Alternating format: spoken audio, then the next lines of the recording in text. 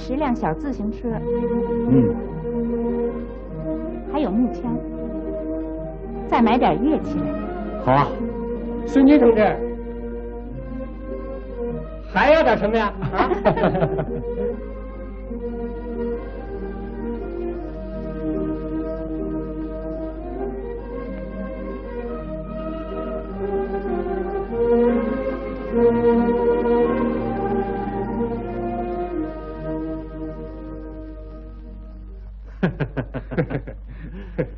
你都参观过了啊？这个农庄可真太好了。嗯。哦，什么时候安装的？机械化作业班刚给安装上。啊，真是太好了。这的确是一个历史性的巨大变化。在你们这儿，我学到了很多东西。你今天就走吗？副园长同志，木头已经解决了。啊，别忘了技术课今天考试。同志，我还想访问几位同志。啊，机械化作业班班长他现在在哪儿呢？机械化作业班班长啊。啊，你怎么对他感兴趣？我听说了很多关于他的事迹。没有什么事迹，不像你所听说的那样。是吗？我可听说很生动啊。他现在不在，出车到郡里办事去了。啊，那怎么办呢？我非常想要见一见他。那你去访问一下幼儿园的负责同志，他是我们这儿的民青委员长。啊，他在哪儿？我正准备要去访问他呢。他们宣传队现在可能在地里。啊，辅石同志。啊？你陪着记者去找一找顺基。好吧。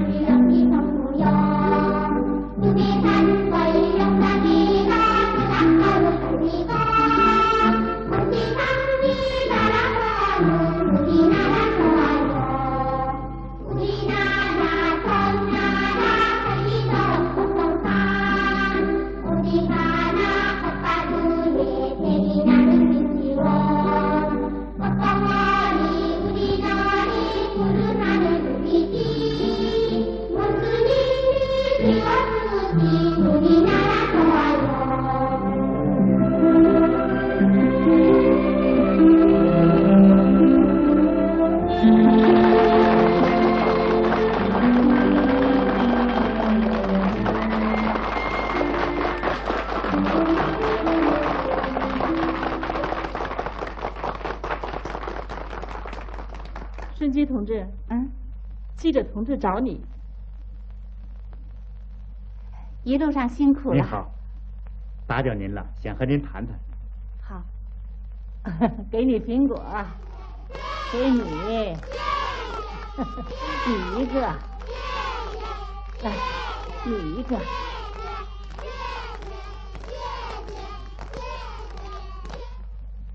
他是个民青盟员，有一阶段闹过思想问题，可那是过去的事了。谢谢。那去玩吧。那么，你们是怎么帮助他的呢？记者同志，我看一个人要相信自己的力量，还是非常重要的。是啊。种这些苹果树的时候，有些同志没想到会有今天这样丰收的景象，更想不到我们村子会变成这样。可是没有多久，正是他们自己的努力使这些实现了。秉基同志就是其中的一个。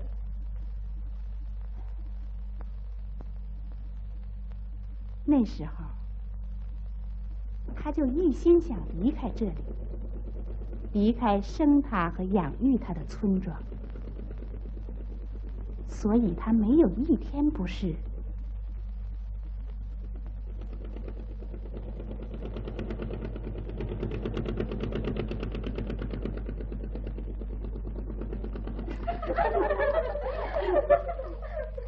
昨天晚上，丙基同志没来参加技术学习会，你知道为什么吗？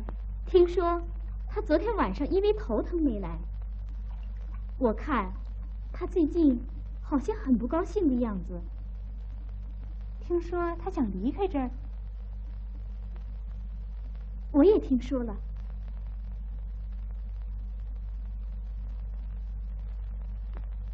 我们不能让他走，我们也有责任。咱们过去很少关心他，从思想上对他帮助也不够，应该找他谈谈。你说呢？是啊，他最近和组织的关系越来越远了。我看你得找他好好谈一谈。最近他也不好好学习，给他图书馆里工作也不爱干。咱们多动动脑筋，想法帮助他。嗯。哎呀！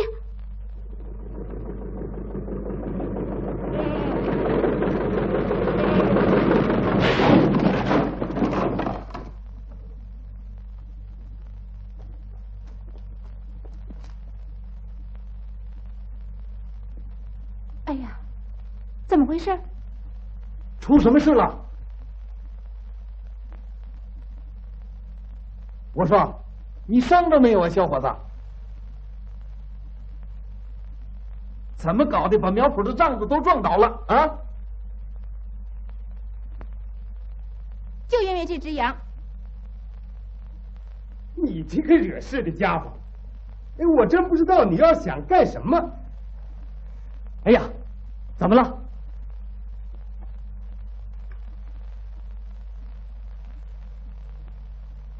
啊，不要紧的。不干自己的活，到处惹事。司机同志，你得好好教训教训他。哼，看你那样，还总要想开个拖拉机。你看，一只眼了。算了吧，为了这么点小事儿，你别垂头丧气的。你不开就别开嘛。我说的对不对呀？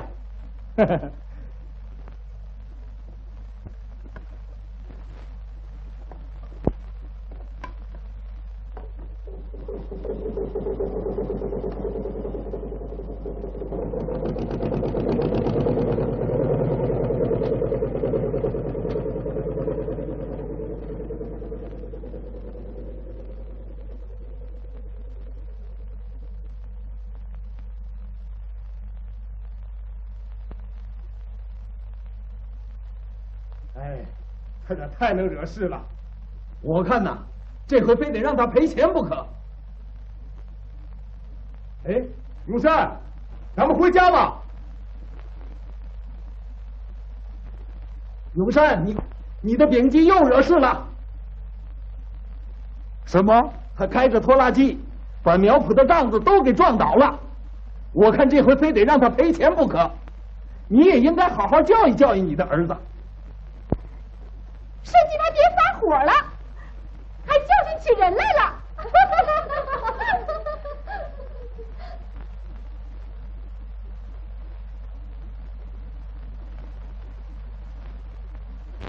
您看见田埂坏了，应该帮他。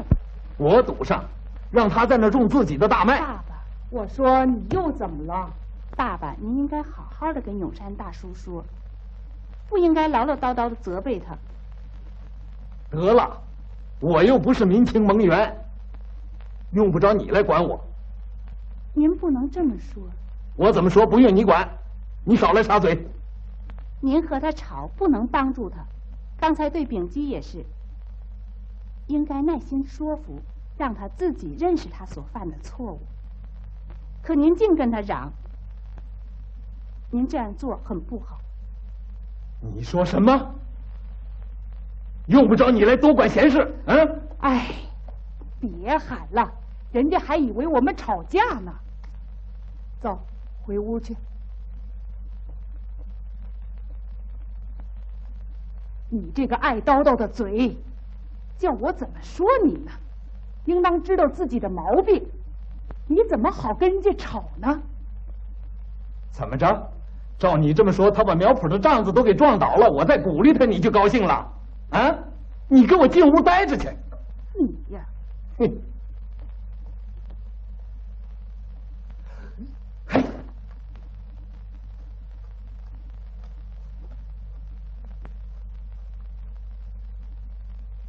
哎呦，永山大哥，庄稼事弄得可真好啊！哎，你这是什么意思啊？你这地和鸡起的是一天栽的，可你的长得绿油油的，多壮啊！嘿，我连抽袋烟的功夫都没有啊！怪辣的，抽烟还得花钱，多不合适啊！能比给辣椒铲草有意思吗？啊？你怎么这么说话呢？哎，你从作业班里回来呀？是啊。哈，哎，你没听说叫我们赔钱的事儿吗？赔钱？我儿子丙基呀，把木杖子给撞坏了啊！我听说了，大家都说啊，这回一定得让他赔钱，连上回打的那个菜缸一块儿赔。哦，一块儿赔钱？现在要是开会呀，我也提意见，得让他包赔损失啊。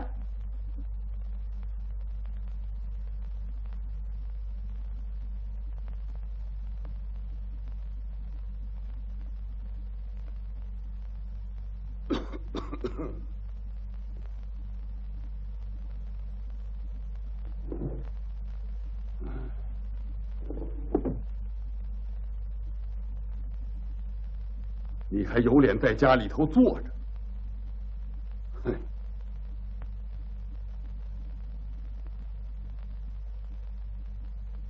你呀，哼，到处给我惹祸！你开的哪门子拖拉机呀？赔吧！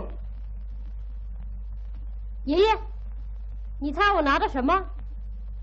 我猜不着，叫你叔叔猜去。这还猜不着？你看，爸爸要回来了。哦。哦，哦，嗯。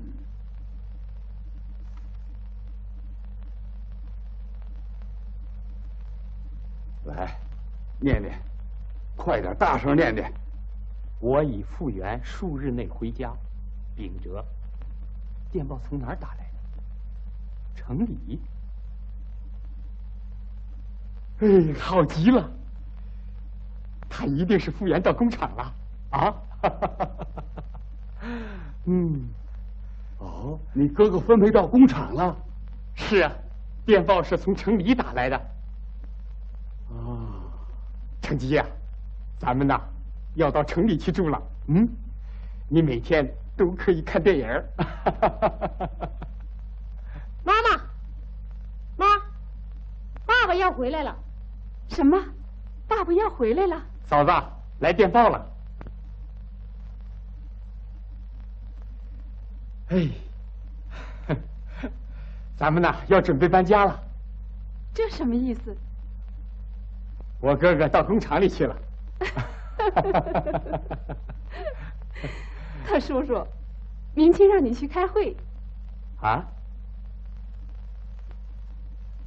明清开会？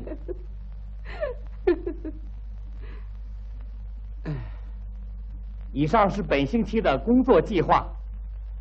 还有一件事需要讨论，那就是怎么样来帮助丙基同志。他不按分配参加劳动，工作不努力，擅自开拖拉机撞倒了木杖子。我的意见，组织上应该严肃处理。他擅自开拖拉机，撞倒了木杖子是很严重，可是，进来。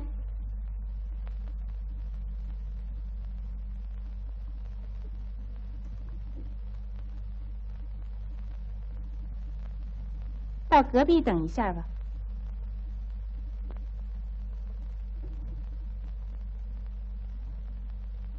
可是更严重的是，他不爱劳动，不服从组织分配，不遵守组织纪律，不接受批评。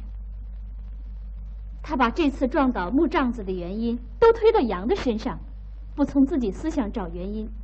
民情委员长同志，应该严厉的批评他，处分他，他才能改正错误。我同意。你们的意见是处分他，处分就能使他转变吗？我看咱们还是再研究一下，怎么能更好的帮助他。大家谈谈吧。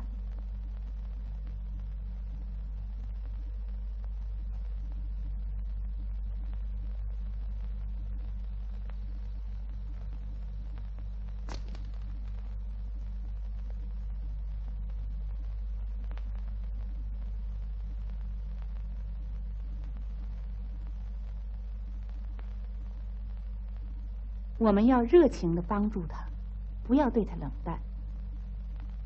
让他进来。哎，你同意吗？民情委员长同志，秉基同志，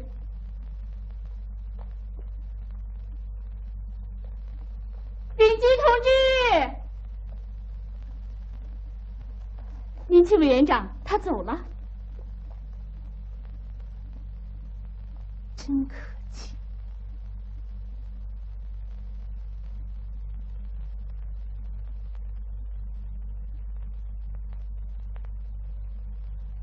同志们，25个小分组里已经有5个小分组除完了第1遍跑了，我们大家要加油干的。为了实现我们向党和首相表的决心，我们一定要分秒必争。水田要除5遍草，旱田要除3遍草。25个分组里，我们是第5名，这也不错了。这回1分组那个大胡子组长可落在后边了，我太痛快了。上次竞赛总结的时候，气得我都没吃下饭去。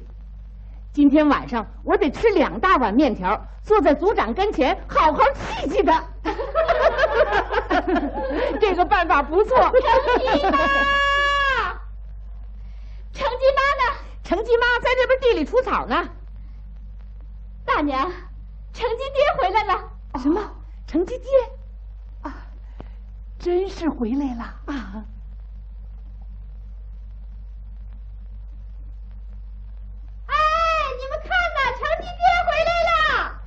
成绩爹回来了，走，咱们快看看去。哎，快点！你好，大婶。你好啊！怎么不捎个信就回来了？秉哲，你回来了，大叔，太好了，回来了，你们都好吧？你好。哦，这是谁呀？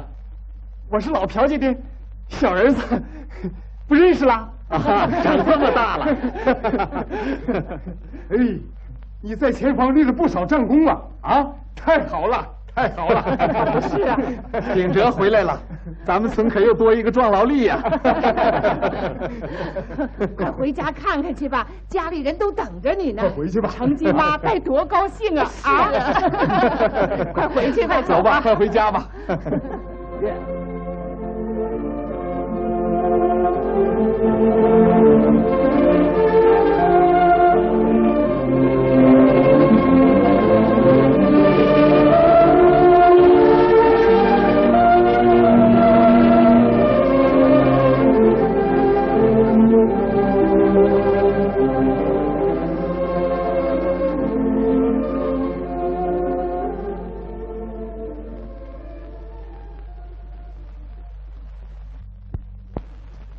是啊，是变了，咱们村的变化可真大呀！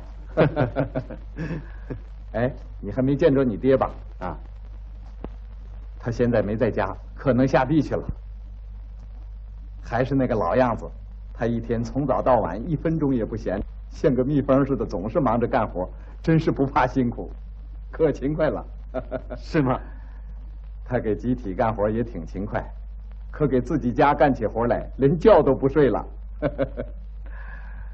好，晚上咱们有功夫再谈吧。哎哎。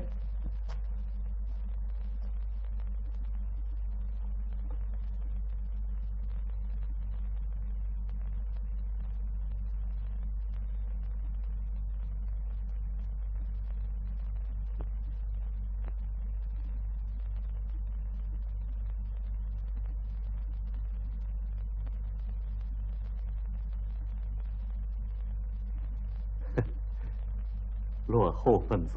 爸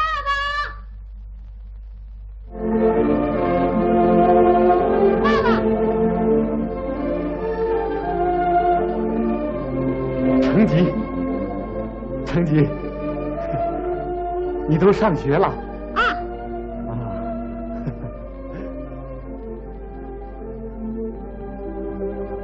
你好。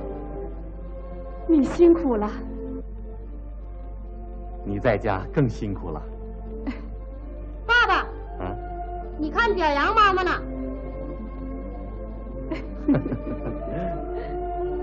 李凤女同志的事迹。什么同志？啊，不是，是李凤女妈妈的事迹。李凤女妈妈每天很早就去下地，她一天完成日工作量的3倍。啊？这是谁呀？你好。啊，顺基呀，长这么大了。他现在是民青委员长了。是吗？对不起，委员长同志。爸爸，把你帽子给我。嗯。成吉，看。我们家丙吉没有很好的参加民情组织生活吧？怎么了？啊，我相信他会变好的。顺基为他也操了不少心呢。看你大嫂，你回来我就放心了。他说你回来他就到工厂去，前几天他还说把家搬到城里去呢。我先到李委员长那儿去一下。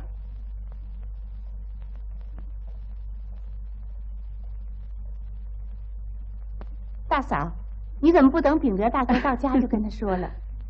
我不说他也会知道，到时候还会说我瞒着他，生我的气呢。啊，看你说的。我最喜欢我叔叔。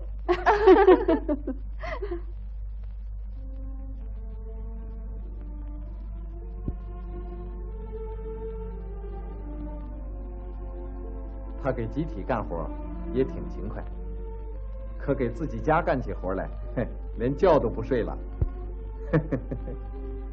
我相信他会好的。你回来我就放心了。他说你回来他就到工厂去，前几天他还说把家搬到城里去呢。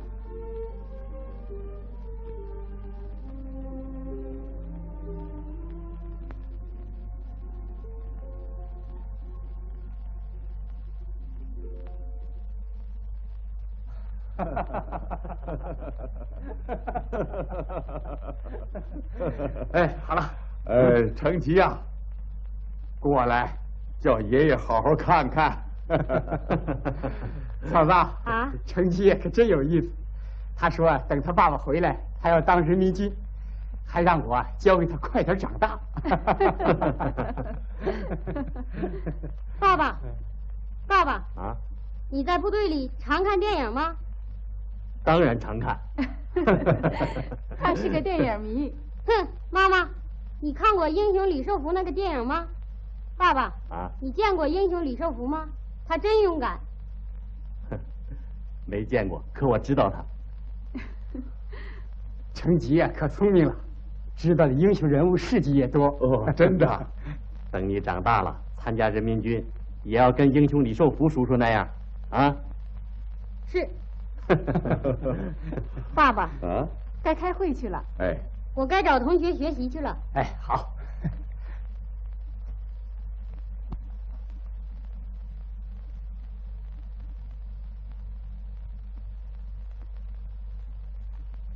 你怎么不去开会啊？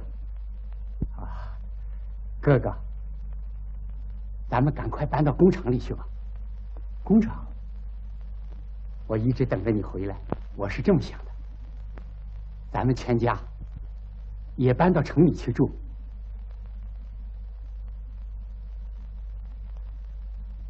我的事儿都怨爸爸，要不是他拦着我呀，我早就不在农村了，搬到城里去，到工厂搞技术去了。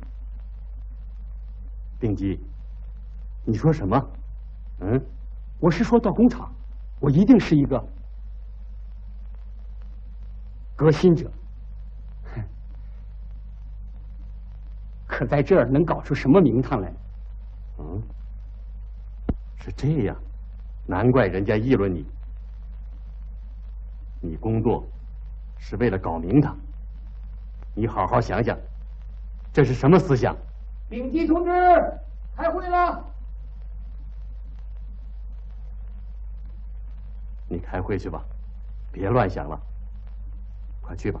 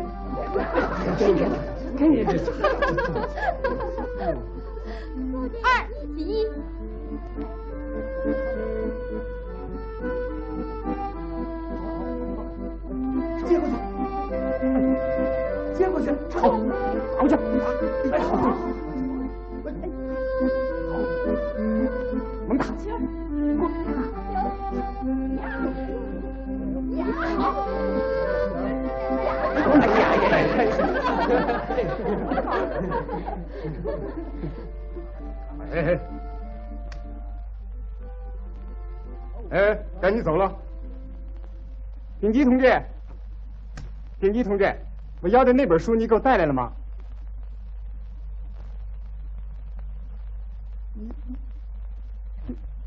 你这算什么图书管理员呢？你来了，好，开会吧。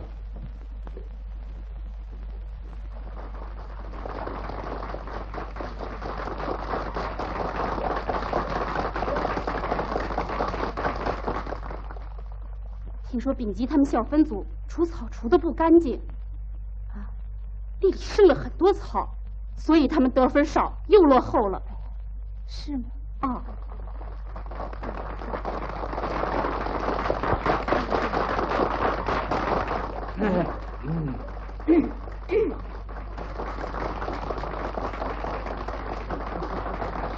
哎，又升旗又是我们的了，可真对不起了。别那么得意。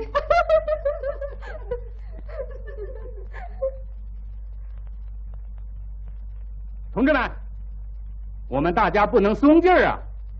除草质量要提高，除草的次数也要增加呀。为了多除一遍草，我们大家一定要再加把劲儿。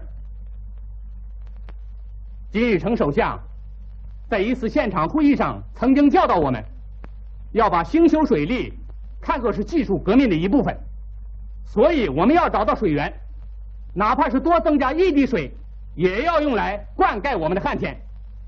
我们的粮食要增加产量，把国家的仓库都装满。到那个时候，我们才可以无愧地说，我们是农业生产战线上的红色战士。好，散会了。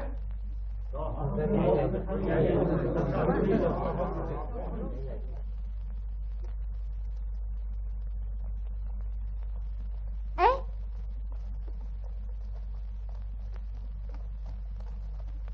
组长同志，我们的胜利可以说是没问题的，你不同意？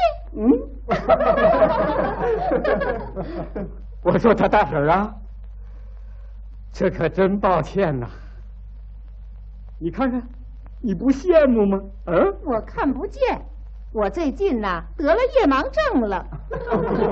听说晚饭你吃了2大碗面条，这能消化得了吗？啊？我现在已经饿了，还得吃1大碗呢。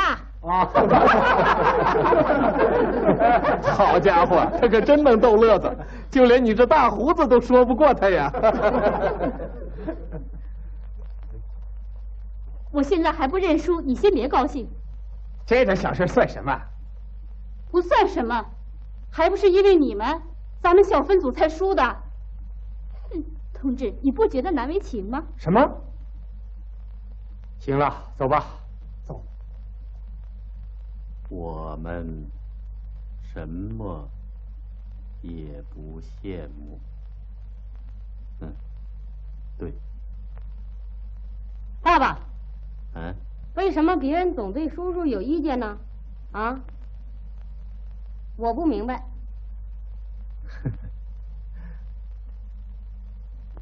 叔叔说等爸爸回来，他就要到工厂去。爸爸，你别让他去啊。你最喜欢叔叔。睡觉去吧。爸爸。啊？妈妈还说你不对呢。说什么？说你不给家里写信。快睡觉去。爸爸。又有什么事儿？爷爷的名字也登在墙报上了。登在墙报上？表扬爷爷什么了？批评爷爷耕地的时候专挑好地耕。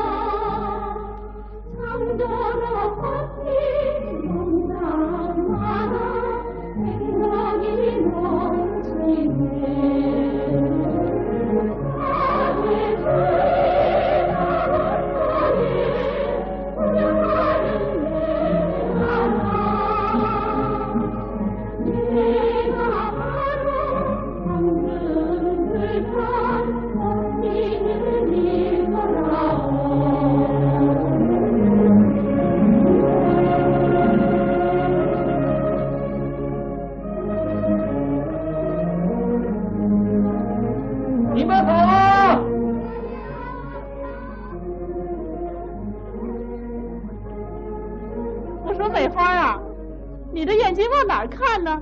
应该放在你的活上。鸽子喜欢什么呢？大豆。真气人。你哥哥像个铁人，白天黑夜的干，我真感动。可我不明白，他对你不关心，你应该主动找你哥哥去说说。他是咱们分组的组长，哼，他说话是能够解决问题的。行了，切，我不想说了。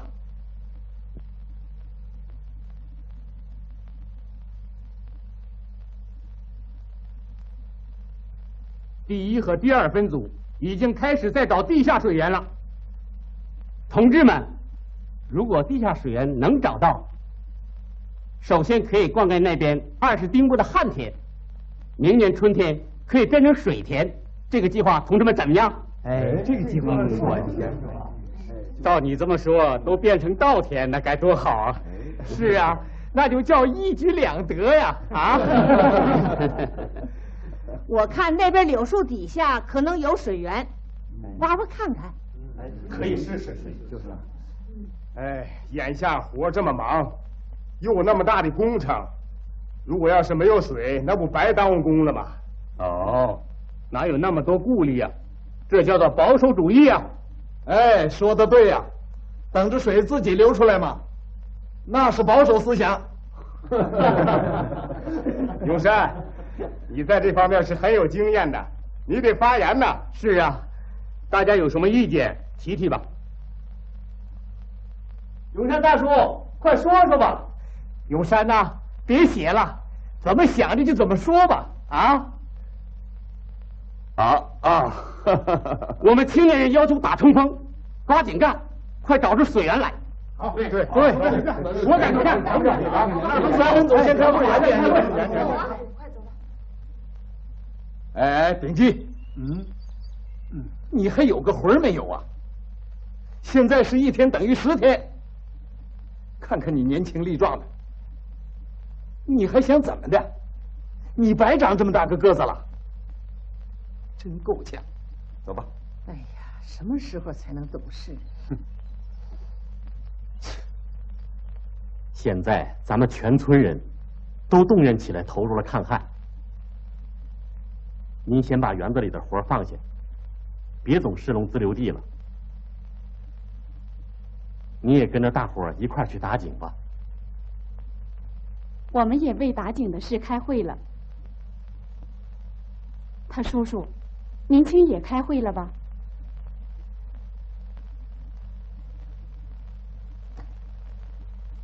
秉基，你要振作起来，好好干，起个带头作用，大家会改变对你的看法。你哥哥说的对，好好干活，让大伙好好看看咱们。我想你能够会变好的。为了执行首相的指示，建设我们新农村，咱们家应该起模范作用，不能落在后边叫人家议论。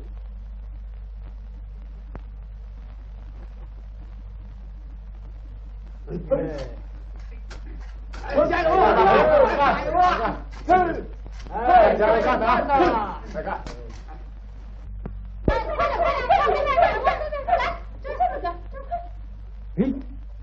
哎，抓住了！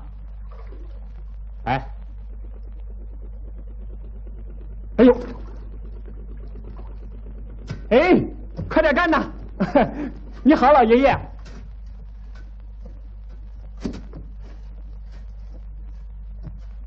呵，你还来呀？怎么不在大树底下睡觉了？我从来就没看见你按时来过。哼，我怎么了？我就是休息了一会儿。我说，你没看见那边地里的庄稼都快旱死了吗？啊？怎么？现在是你到池塘里去抓鱼的时候吗？啊？你在我工作里也挑不出什么毛病来。什么？切，真讨厌。真够呛。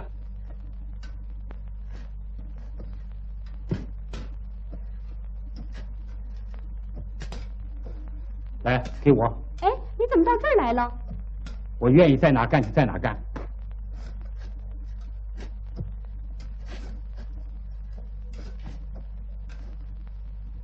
哎，大嫂。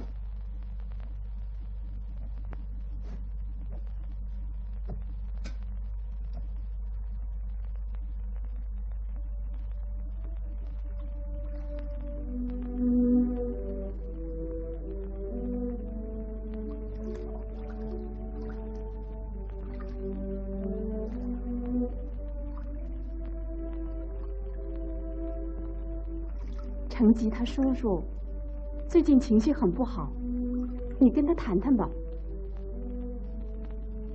他想到城里去工作，你愿意让他去吗？那他是怎么想的？你回家以后，他的情绪更坏了，我怕他突然自己走了。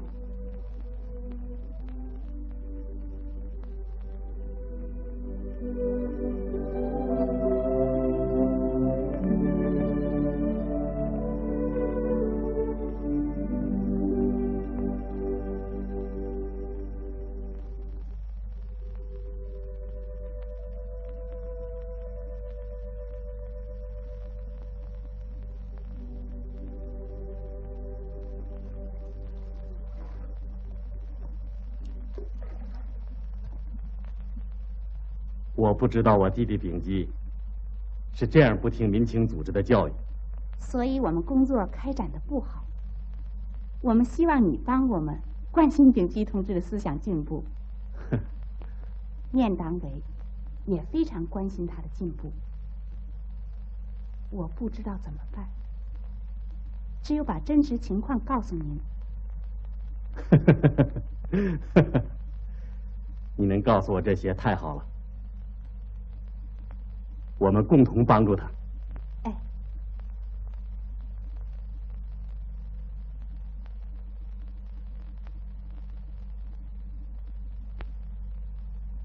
老人说你几句，你就顶撞他们，你没有完成民情组织交给你的任务，你这样多长时间了？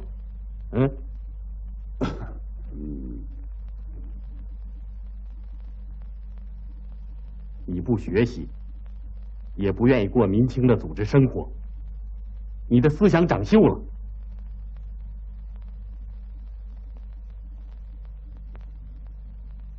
农村有多少工作等着青年去做？你的岁数也不算小了，快给你娶媳妇儿了。哎，也该听话了。行了，我已经不是个小孩子了。哥哥，你很少替我着想，我真没想到你是这样不关心我的前途。秉基，你不能这么说话呀！你哥哥还会挡着你的进步。你这种思想到哪儿都一样，就是叫你到工厂去，也不能成为一个好工人。看看，现在咱们全村男女老少黑天白夜的进行抗旱斗争，可你成天想着前途，你这思想太成问题了。你自己好好想想吧。你哥哥回来了，咱们都好好干活，咱们全家再没有操心的事儿了。他从小没有妈，就有个犟脾气，他要说个不字，谁说他也不听啊！哎，真叫人头疼啊！民情组织为他费了不少心。秉哲，我得跟你好好谈一谈。他在民情会上挨批评了，心里不痛快。你要是再批评他，还能受得了啊？他总是这样，怎么能行呢？您不能太惯着他了。唉，我是怕他受委屈呀。他就是有个犟脾气，所以我想，他愿意到哪儿去，就让他到哪儿去吧。唉，现在你回来了，他要到工厂里，能够找到工作，他就不会挨批评了，也就安下心来了嘛。就他这种思想，到哪儿都得挨批评。哼，慢慢的就会好了。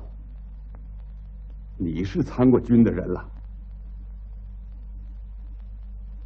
哎，你还记得你小时候吗？你以为你小时候，爸爸，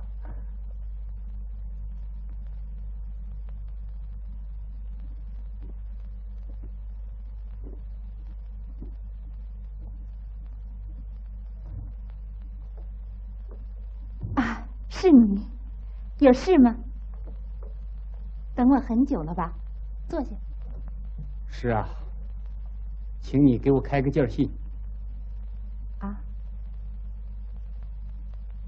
好，请坐。请你快点。你怎么这么忙呢？先坐下。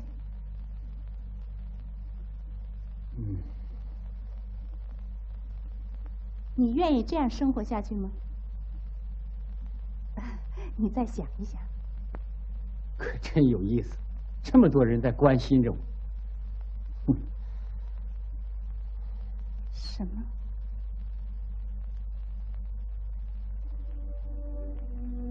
如果你真的要走，我们也不强留你。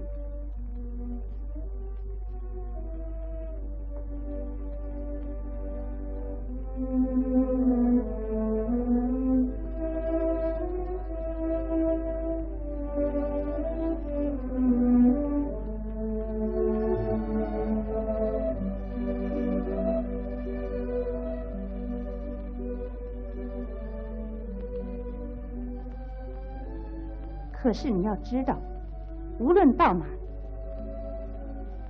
我们的工厂，我们工人阶级，是不会让那不遵守纪律、不服从组织分配的人的。你说什么？你别着急，我的话还没说完。战争给我们还留下一些残疾，工作是困难的。很多工作需要去做，我们要战胜这些困难，咬咬牙一定要战斗。现在美国鬼子正找机会破坏我们的社会主义建设，我们和美国鬼子的斗争还没有结束。可是你呢？为了个人打算，总想离开战斗岗位。丙基同志，我们不能放你走，让我们在这光荣的战斗岗位上共同奋斗，攀登社会主义高峰。我们朝鲜青年有革命热情，你觉得怎么样？丙基同志。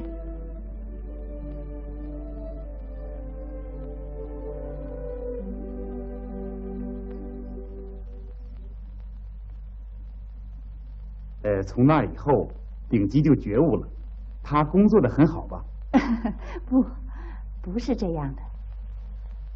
看来生活的道路是曲折的，人不能受到一次批评，听到一次劝告就改过来。我也是才认识这个道理。是啊，他也够固执的了。丙基同志在他的生活道路上，又碰到一个意外的问题。永山大叔正忙着给他张罗办婚事，衣服料钱，面条5毛钱，公共汽车2毛钱。爷爷啊？太大了。啊。哎，正合适啊。你看多大呀？哎，合适。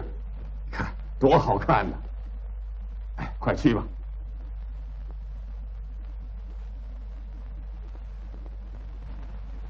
1块2毛钱，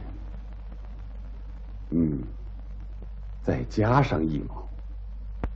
哎，不对呀。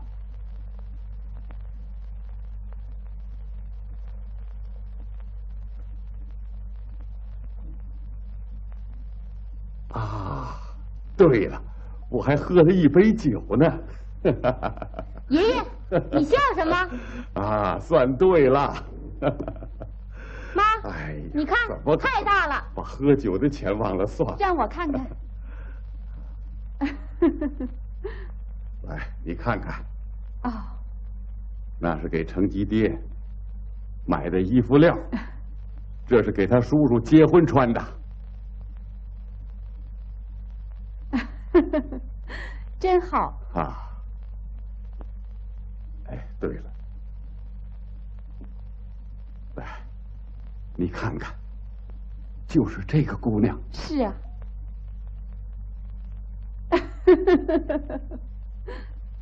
快去玩去，这没你的事儿。陈吉呀，去吧。不知他叔叔喜不喜欢？啊？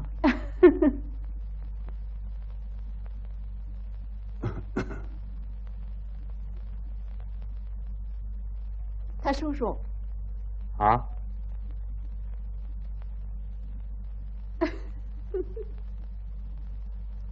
哎呀！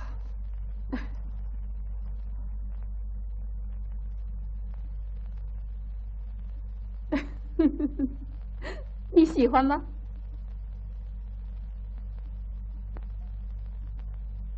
哎，你看越喜欢呐，嘴唇厚说明他不爱多说话，胖说明他身体结实。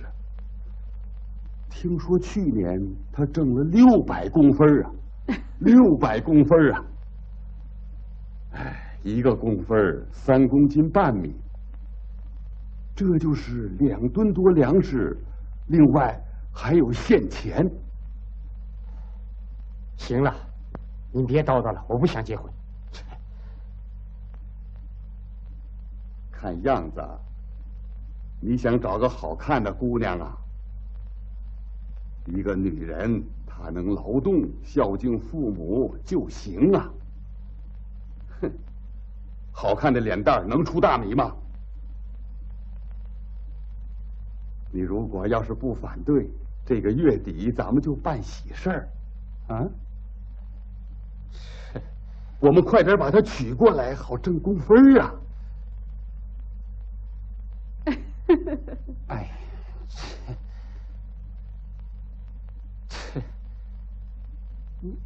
你说的什么呀？他今年多大了？比丙吉大2岁，岁数正合适。他还比他大2岁呢。程吉他奶奶就比我大2岁。过日子嘛，女人大一点还是好啊。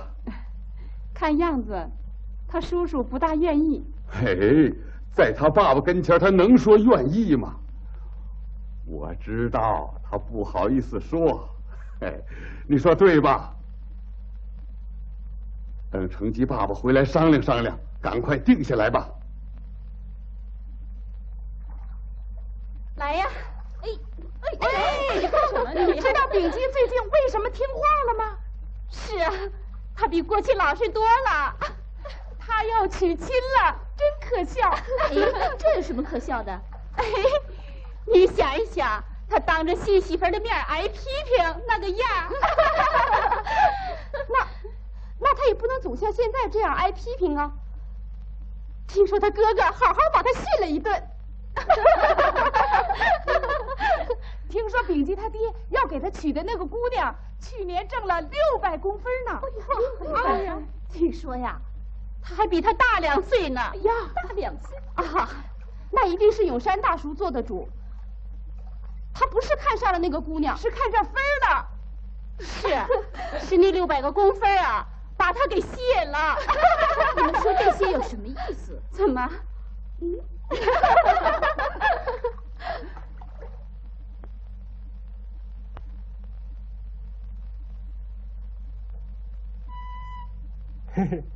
你在这儿干什么呢？哦，要结婚了。啊，你别讨厌他啊。哼，我不爱听这些。我现在啊，就想劳动。哎，你还记得那个谁呀？就是到工厂劳动的那个。哦，是达善呐。对，就是他。我现在啊，就想找他去。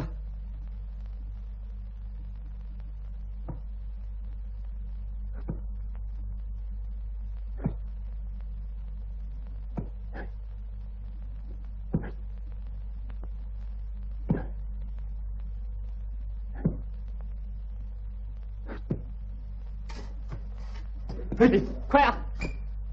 拽！好了，往上拉！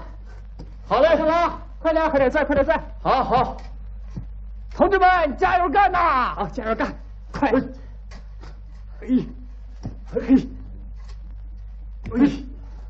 好，加油！快点，快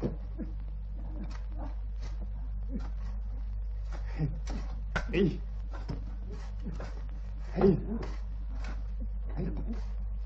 拽，往上，快点！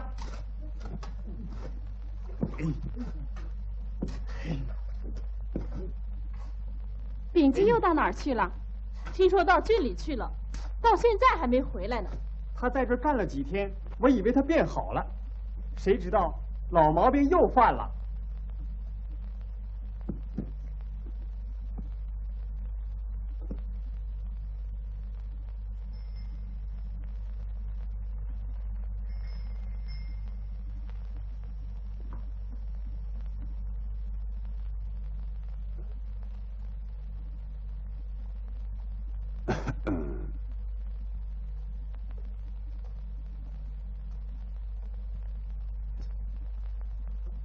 要下雨了，您上哪儿去？哎，不要紧的，我给牛割点草去。您别去了，我去割吧。你弟弟到哪儿去了？叫人不放心呢。啊，听说到郡里去了。哦。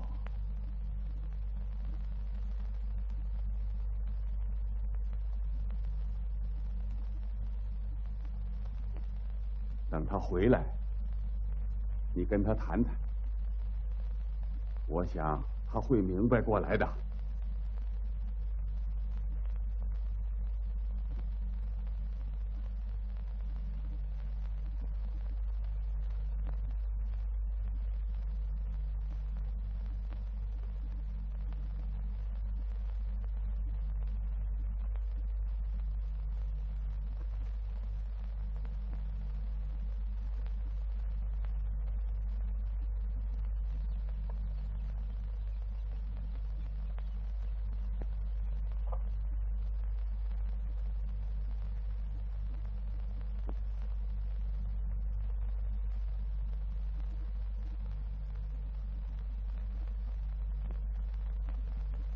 你干什么去了？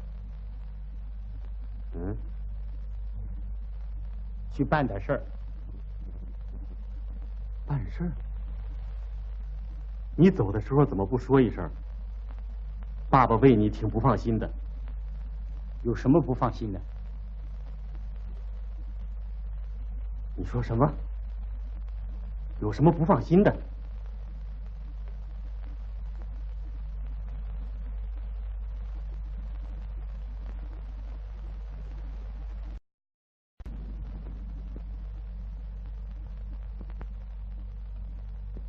你是不是到郡里找工作去了？找工作去了。秉基，怎么能这样呢？嗯，你到打井工地去看看，都在那儿忘我的劳动，除了你都参加了打井。我不愿意见那些人，你最好别管我的事儿。什么？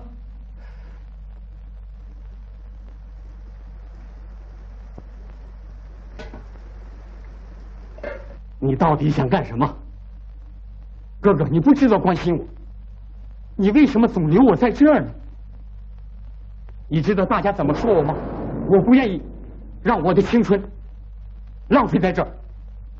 什么？浪费青春？你再说一遍。哎呀，你们这是怎么了啊？我们打了3年仗，难道就是为了保护像你这样的人吗？让你这样的生活？你给我滚出去！你愿意我走我就走。他叔叔，嫂子，哎呀，真是的，他叔叔。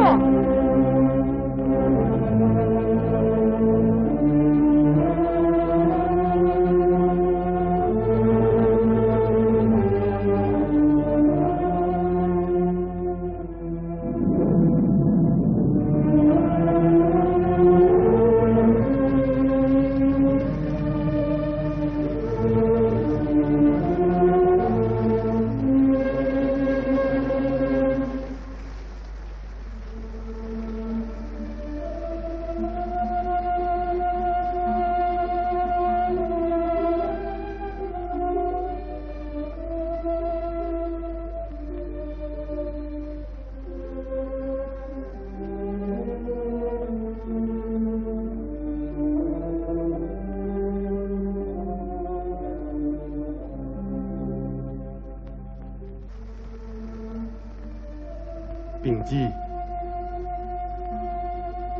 你不用管我了。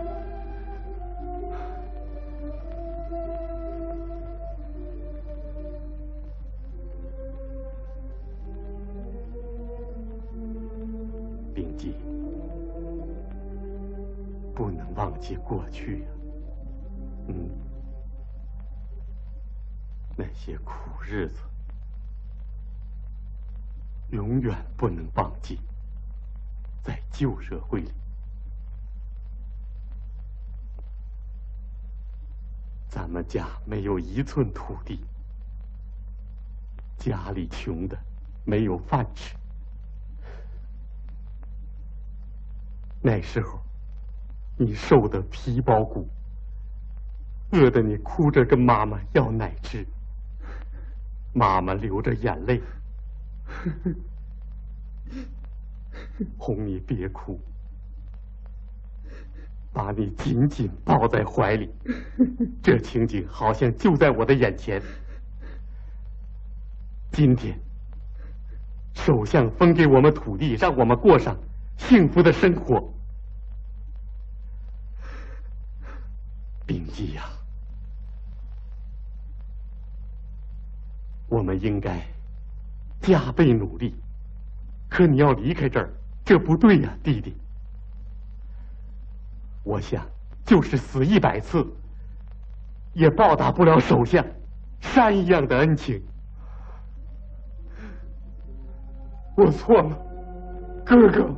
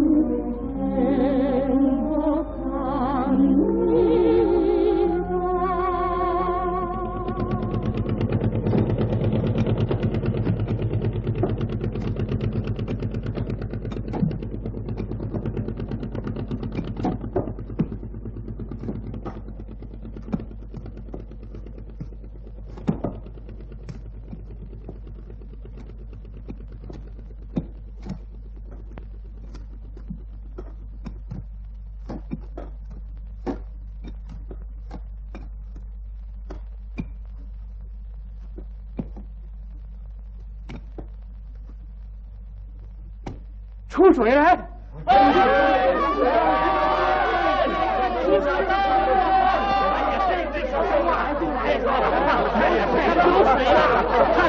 变成水仙，真棒，真棒！真凉啊！太好了，太好了！这个是水多棒啊！现在我们可以说，我们分组胜利的完成了党交给我们的任务，对吧？现在还不能这么说，等把水引到地里，旱田变成水田，增加了产量，那时候才可以说我们完成了党交给我们的任务。但是我们完成的还很不够。你说的对呀。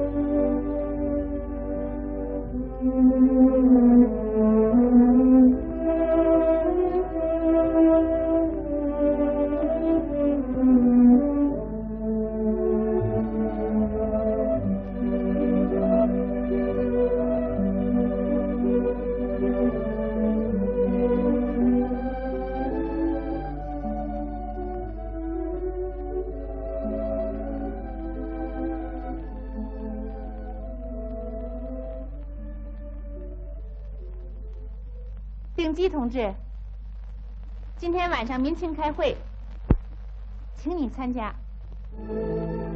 让我参加？是啊。我去。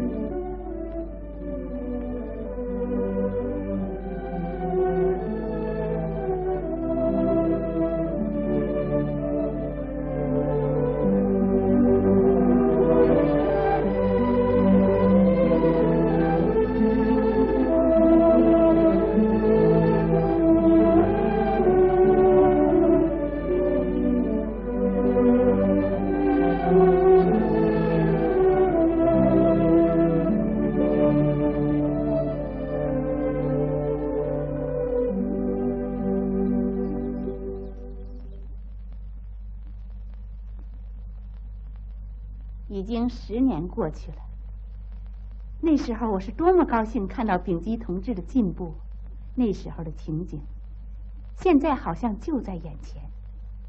您为同志的进步真没少费心。啊，我明白了，副委员长为什么让你来介绍情况啊？原来是我大哥，是副委员长介绍你来找我的。我看出来了，在您的笑声里隐藏着什么秘密。没什么。我是个记者，您不能瞒我，请谈谈吧。啊，丙基父亲操心的婚事后来怎么样了？啊，那个事儿我也不太清楚。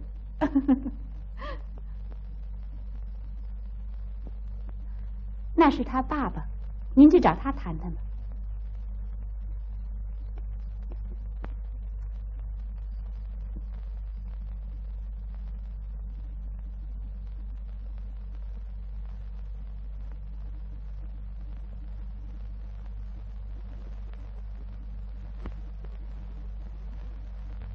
辛苦了，大爷，您忙什么呢？这还看不出来吗？我不明白。哦，哎呀，误会了。没什么。这些个树影子，影响这庄稼长得不好。是啊，大爷，我是记者。哦。把你的事迹给我介绍一下吧。我的事迹？是啊。哎呀，我有什么事迹？哎，抽烟吧。同志啊，你是不是找错了人了？不是，来坐坐。大爷，我都听说了。哦，都听说了。是啊。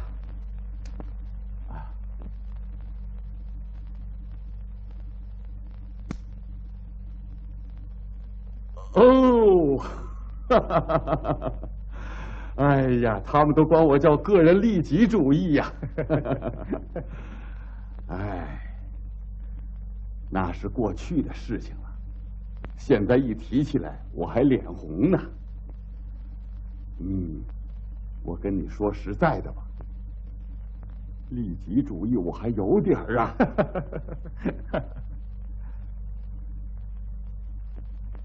那个时候是1959年的事情了。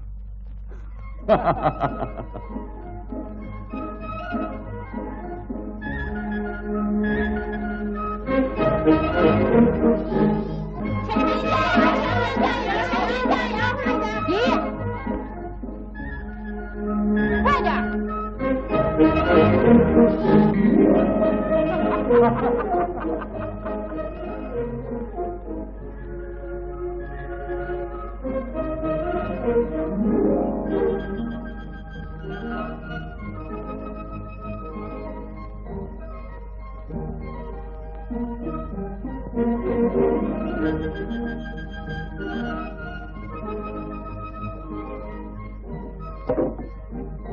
他来了，快呀，快！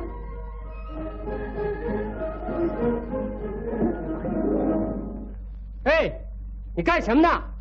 快来帮个忙啊！帮个忙？老大爷，您就帮我抬一抬吧。帮你抬一抬？哼，说的倒是好听啊。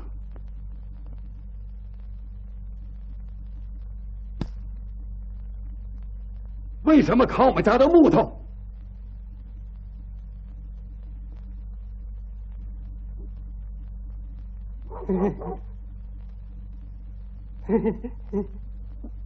谁许可的到我们这儿来拿东西？不是我，是分组长让我们来拿的。我们家的秉哲？是。哼，说谎。是这样。我们做一班的木头用光了，让我们来先借用一下。这是我们家的东西，我不借。马上都给我扛回来，快点！是。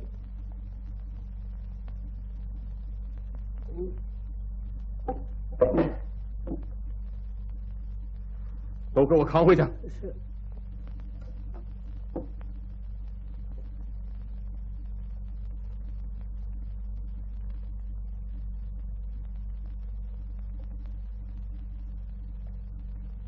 啊，爸爸，今天我们休息，到幼儿园劳动，给小朋友们坐滑梯和飞机。我不听你们这一套，像耗子吃盐一样，一天比一天的少啊！今天你们借，下回啊我就得白搭，你知道吗？我为什么把这些木头藏在这儿啊？哎，告诉你，公是公，私是私，你们不能把我的东西和公家的东西混在一块儿，你明白吗？以后我怎么去要啊？像我这样的老头子，怎么好意思去伸手找人家要东西啊？哼！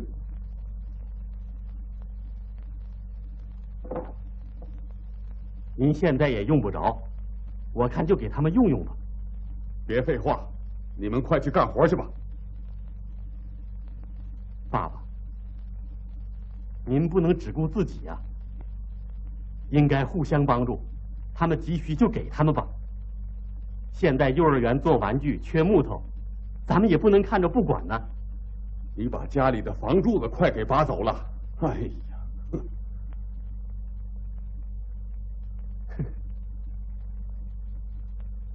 走吧。这个老人可不一般呢。哎，你们怎么空着手回来了？嗨，别提了，我差点挨了他一拳头。哦，怎么了？你看他那样。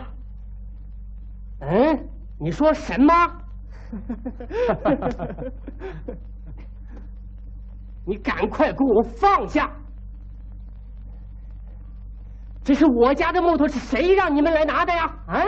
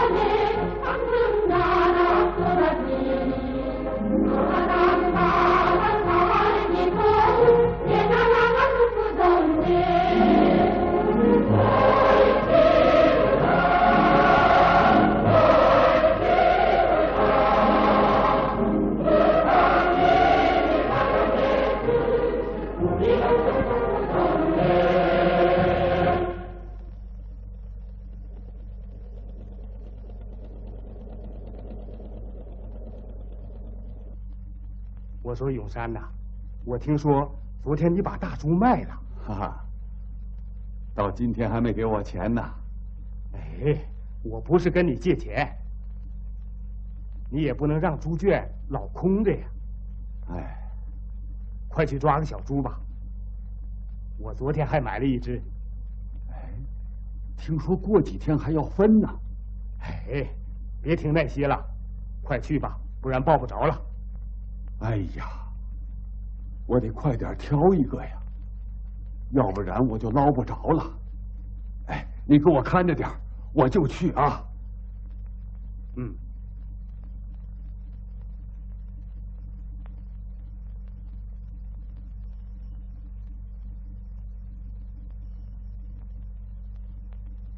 走。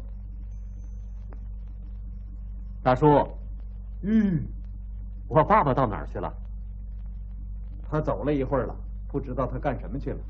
啊，我跟你说实话吧，秉哲，现在有不少人在背后议论你爸爸。听了群众的这些个议论，我觉得确实是有些个道理的。您应该多帮助他，大叔。我也跟他谈过几次了，你看看我这个人能憋得住吗？你是分组长，你爸爸不应该这样。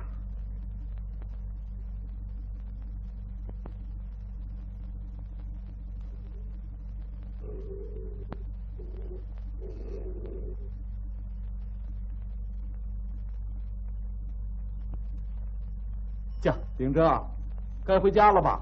啊，您先回去吧。啊。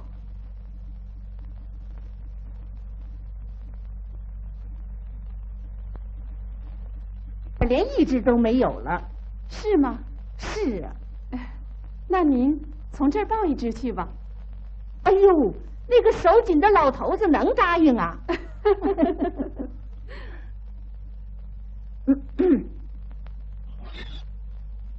爸爸，牛在哪儿？秉哲在后边牵回来了。爸爸，哎呦，大哥呀，你怎么不给我捎一只来呢？没什么可说的，分给我一只吧。我好不容易才买到手的。哎呦，看你这个小气，我要定了。哼，你想的可倒好。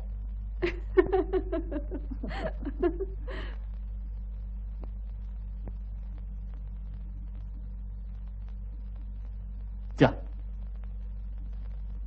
驾。歇会儿吧。你什么时候来的？刚来，给你送饭来了。你快吃吧。再干一会儿。啊，我来耕。你行吗？啊，行。在战争的时候，我学会了耕地。战争时候？啊。那时候，觉得夜特别短。啊，驾！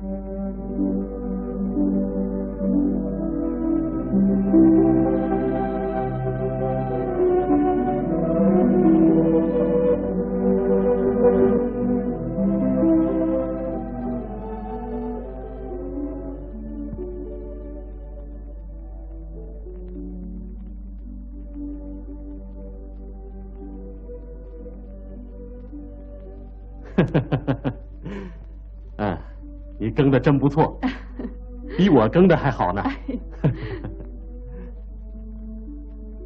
今天耕完了地，明天就可以下种子了。不是说后天下种子吗？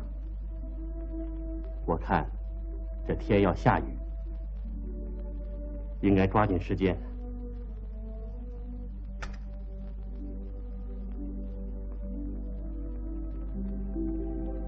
爸爸上哪儿去了？爸爸给家里买了2只小猪。为这个事儿走的。哼。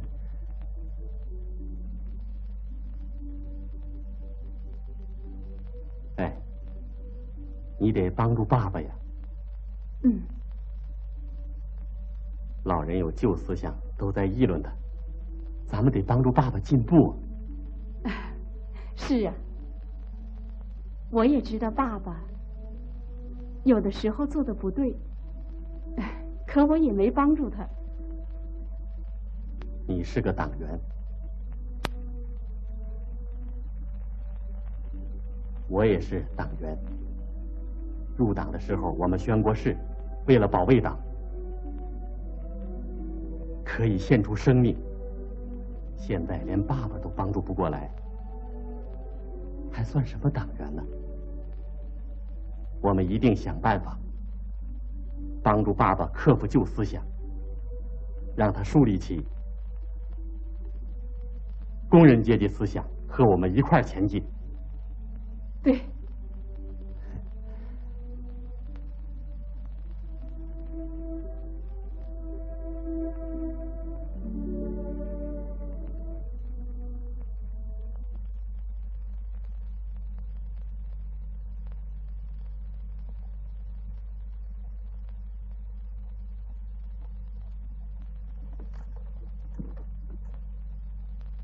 爸爸，谁把牛牵走了？咱们的牛呢？别管了。第2作业班需要我去帮助，连人也去。什么时候拉沙子？下雨以前得把家里的仓房修好啊！哼，有脑子没有？撒种也很要紧呐，他们需要帮助嘛。自己家里活还这么多，还没干完呢，能帮助别人吗？我已经告诉你大哥了，别把牛借给这个，借给那个的，懂吗？要先做自己的活。哼！哎呀，爸爸，这借牛的事儿啊，是我决定的，这也是咱们村子里的活嘛。你哥哥在哪儿呢？他在第2作业班呢。哎呀，他可真是个大忙人啊！给你。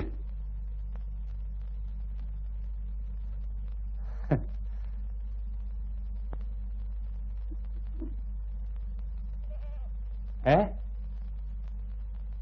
成吉，咱们的牛在哪儿？爷爷不让我说。哎，你要告诉我呀，晚上看电影啊，在哪儿呢？真的？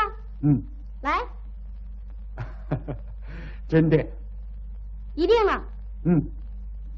在那边岩石后边。真的吗？真的。早上我和爷爷一起去啊。啊。领我看电影去啊！早点回来。哎。啊，分组长同志。啊。给我1支毛笔。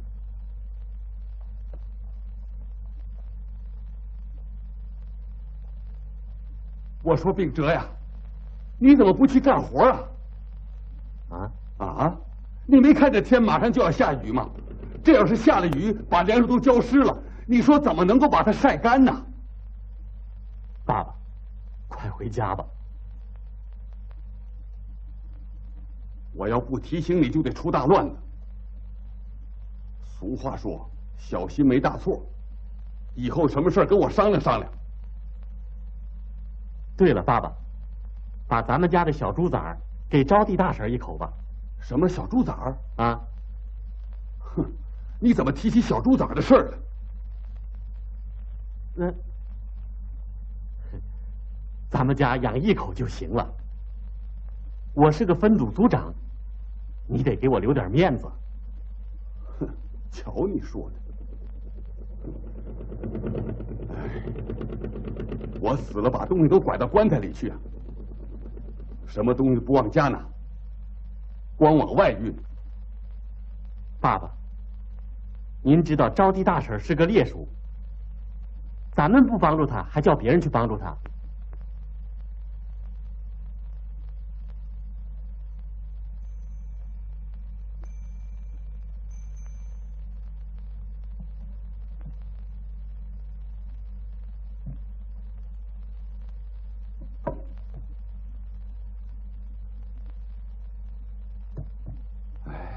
我给他哪个呢？这只也不错，嘴短还挺好的。哎呀，爸爸啊，您干什么？啊，来，你给他挑一个，你看哪只好啊？哦，我看都挺好。都挺好，嘿嘿。我看呢，还是这只白的好啊！您要往哪儿送？啊，给他招娣大婶送去。我去送吧。不了，我去吧。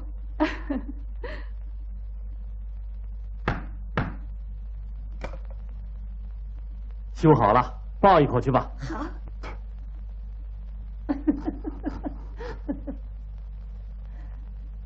哎呦，你太辛苦了，还给我送来了。大哥呀，你现在也变了。我变了，这是看我儿子的面子。谢谢吧，我一定把他养肥了。哼！快来，这块有个洞。就，哦，驾。顶级叔叔，快来呀！咦，哎，盐水打了，哎，快，好了。哎，你们在干什么呢？顶级叔叔，你看这是什么东西？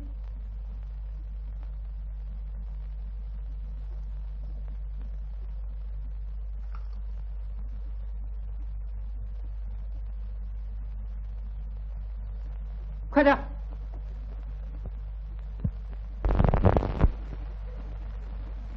什么？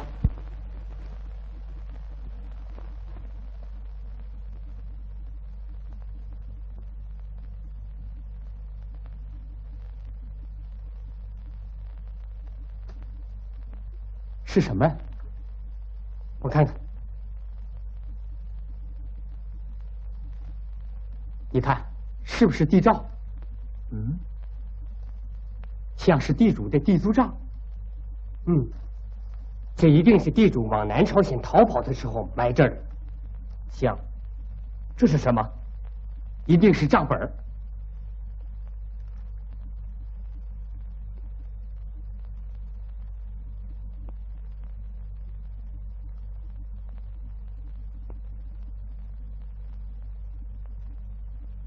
爸爸，这里还有您的名字呢。啊？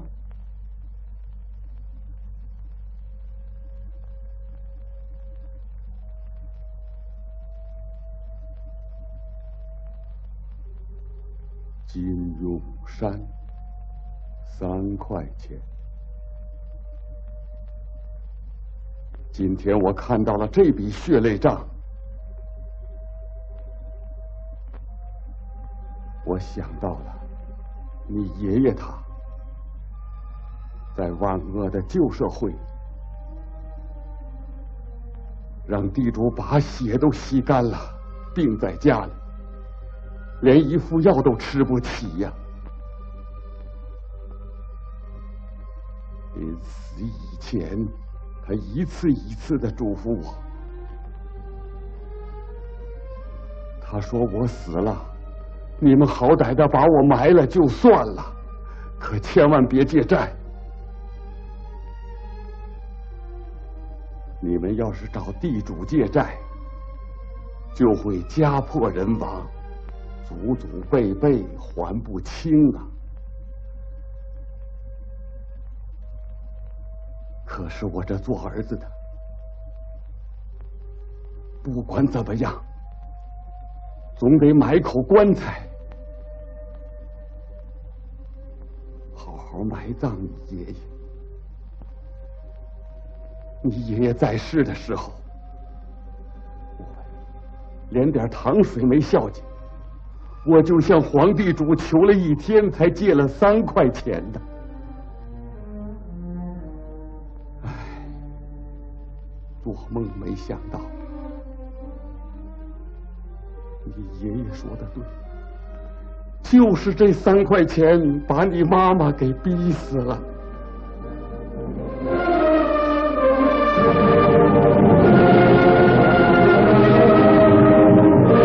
就是埋葬你爷爷那天，可恨的皇帝主来到咱们家，他像个野兽一样，横行霸道的把你妈妈给带走了。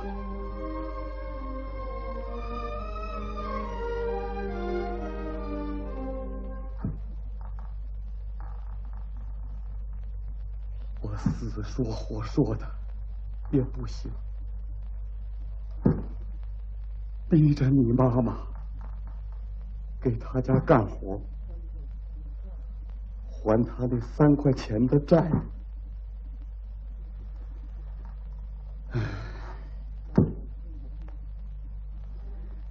可怜的妈妈，刚生完了你弟弟，还不到20天，就背着你弟弟去给地主家捣米。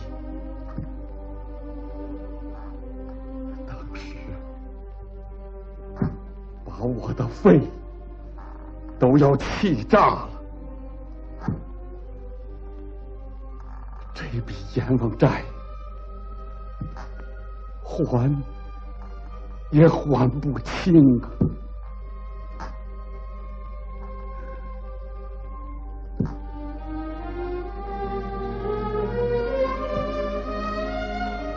我眼看着你妈妈这样受苦受罪，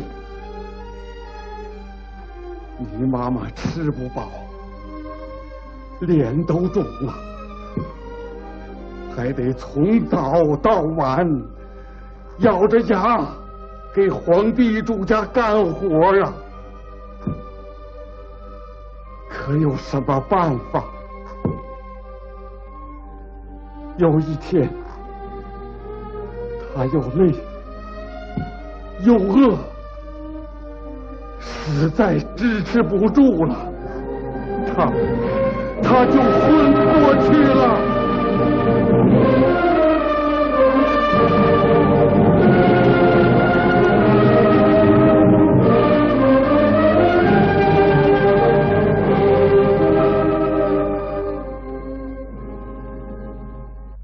他倒下去，就再也没有起来。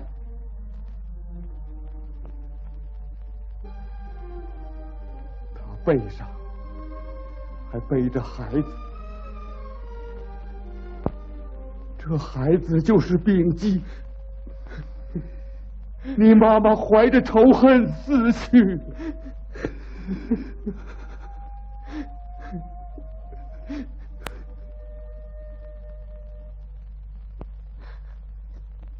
你太老实了，爸爸。你为什么让那个野兽活着？啊？你为什么不拿起斧子砍死那个地主？那个时候，咱没有权呢。万恶的地主，他叫穷人死就活不成。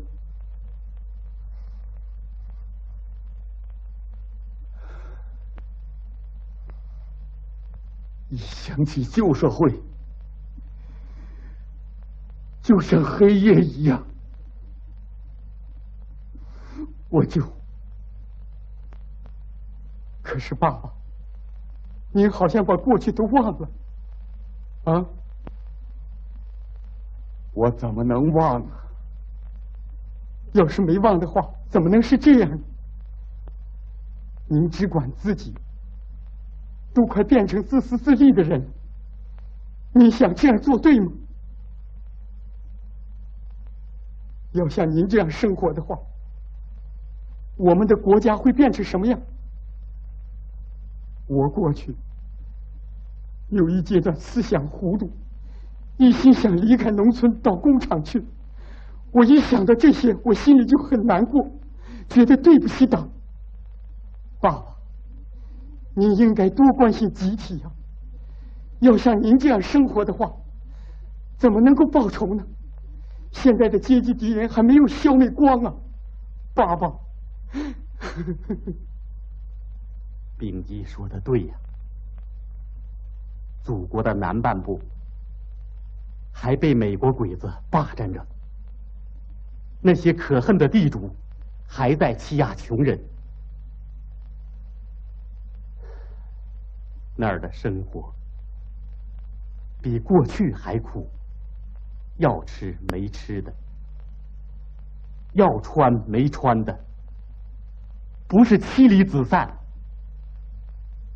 就是家破人亡。有的母亲为了活下去，就像我母亲那样，背着孩子去给地主做工，可在路上被美国鬼子的汽车给活活压死。有些婴儿刚刚生下来，还没有吃上一口奶，就叫美国鬼子杀害了，多悲惨的情景啊！你想过这些没有？嗯，爸爸，这一切你不感到痛心吗？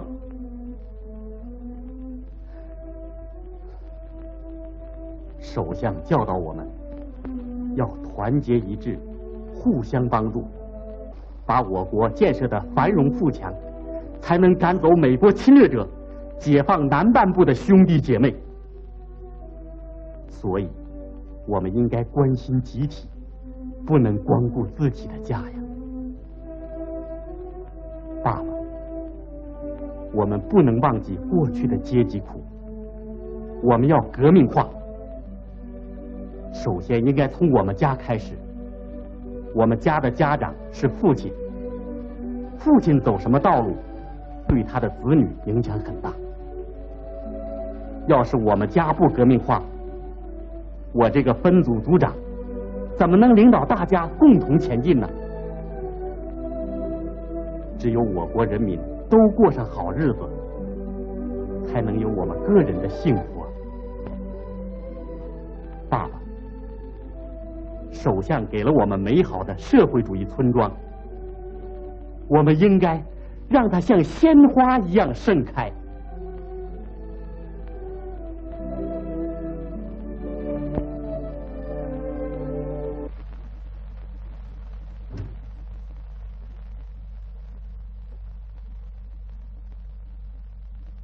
你拿的什么？委员长同志，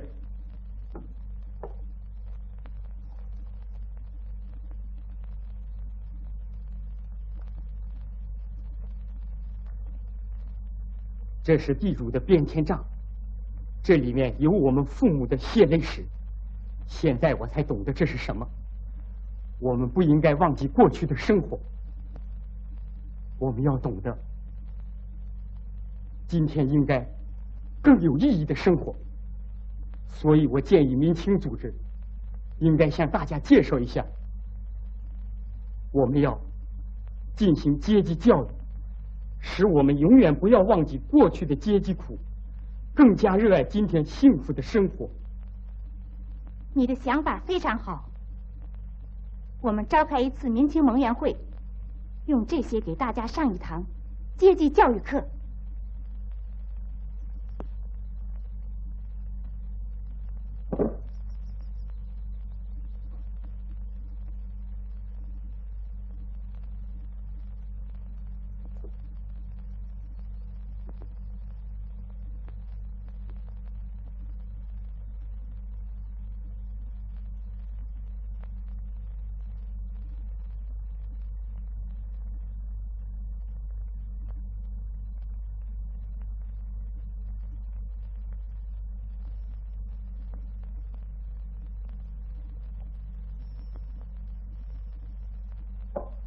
再往上一点。这边给我把住啊！哎，好。哎，你们看呐，永山大哥把木头给送来了。你看，永山大叔来了。哈。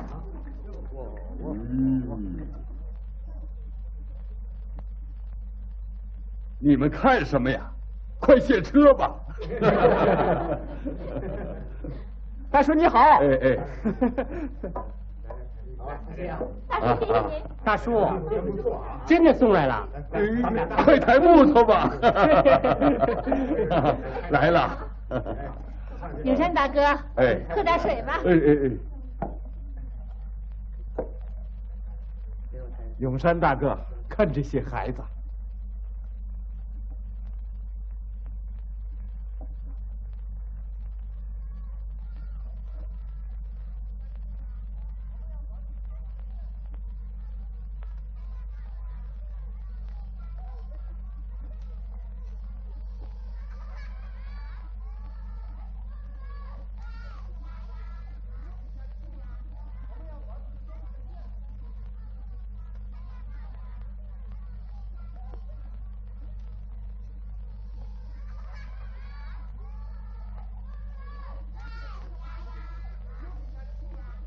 我已经完成任务了。你回来了啊！我来介绍一下，这位是记者同志，这是机械化作业班班长。我非常高兴见到你，作业班班长同志。我听说了你很多事迹，还听说了那个1年挣600公分的亲事呢。顺基啊，你怎么把这些都介绍给记者了呢？原来你们俩是这么个关系啊！我现在才明白，这么说你是在你妻子的教育下才进步的了啊？记者同志，你没看见吗？我在我妻子面前连动都不敢动啊！大爷来了，你好，记者同志。你看，这些可爱的孩子真好啊！首相说，他们是祖国的花朵，就让这些花朵盛开吧，盛开吧。可是，我们传给这些孩子们什么呢？我们的生活1年比1年的好啊！可是这一切的未来都是他们的，我们要注意，不能让他们沾染上旧思想，什么利己主义呀、封建主义呀，这些个旧思想啊，在我头脑里都有点啊。所以首相亲切地教导我们农民必须尽快地实现革命化呀！我一定赶快的加油，首先搞好革命化呀！你说的对呀，我们要实行革命化，要学习首相崇高的革命意志，要成为忠于党的坚强的革命战士。不仅我们要搞革命化，而且世世代代都搞革命化。为了贯彻农村问题提纲，我们要自觉地搞好思想和文化革命。对，是啊，我们的生活一天比一天好。为了建设社会主义，我们要首先搞好思想革命，所以必须进行自身的革命化、家庭的革命化和作业班的革命化。我们要让红色鲜花在全国盛开。为了壮丽的共产主义事业，为了实现祖国的统一，我们大家要英勇奋斗啊！对，你说的太对了。你都参观过了？是啊，这个农庄可真太好了啊！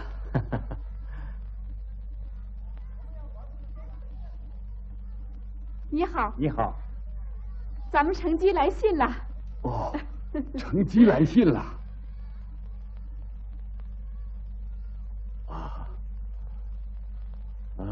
这就是我当兵的孙子。是啊，真变样了。你爸爸打败了美国鬼子回来了，现在日本军国主义又想侵略我们，你要把所有的侵略者都打跑了再回来。他威武的像个英雄啊！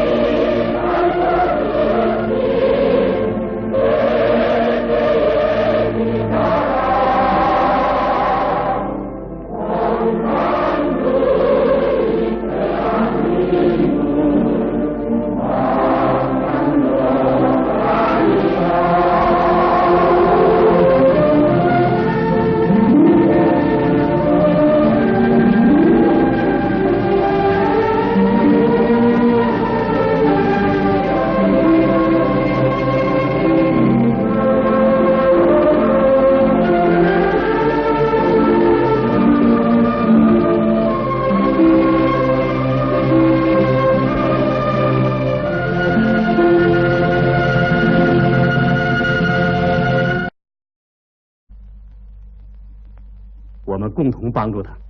哎，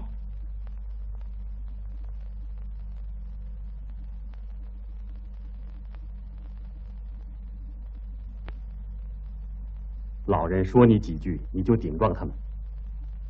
你没有完成民情组织交给你的任务，你这样多长时间了？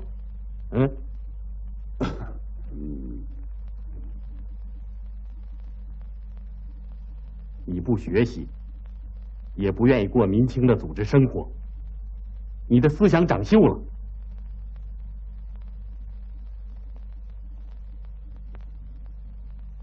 农村有多少工作等着青年去做？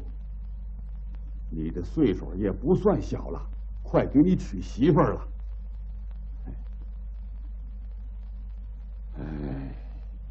也该听话了。行了，我已经不是个小孩子了。哥哥，你很少替我着想，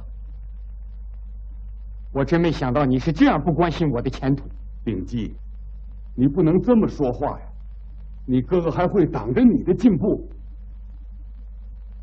你这种思想到哪儿都一样，就是叫你到工厂去，也不能成为一个好工人。看看，现在咱们全村男女老少黑天白夜的进行抗旱斗争，可你成天想着前途，你这思想太成问题了。你自己好好想想吧。你哥哥回来了，咱们都好好干活，咱们全家再没有操心的事儿了。他从小没有妈，就有个犟脾气，他要说个不字，谁说他也不听啊！哎，真叫人头疼啊！民清组织为他费了不少心。秉哲，我得跟你好好谈一谈。他在民清会上挨批评了，心里不痛快。你要是再批评他，还能受得了啊？他总是这样，怎么能行呢？您不能太惯着他了。唉，我是怕他受委屈呀。他就是有个犟脾气，所以我想，他愿意到哪儿去，就让他到哪儿去吧。唉，现在你回来了，他要到工厂里，能够找到工作，他就不会挨批评了，也就安下心来了嘛。就他这种思想，到哪儿都得挨批评。哼，慢慢的就会好了。你是参过军的人了。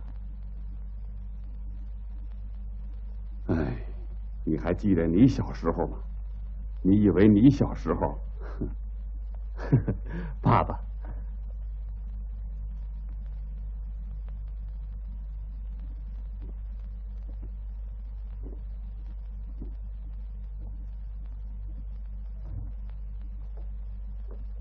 啊，是你，有事吗？等我很久了吧？坐下。是啊，请你给我开个件信。啊，好，请坐。请你快点。你怎么这么忙呢？先坐下。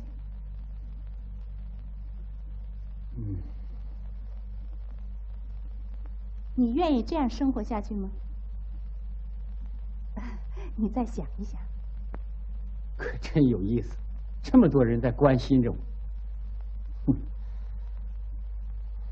什么？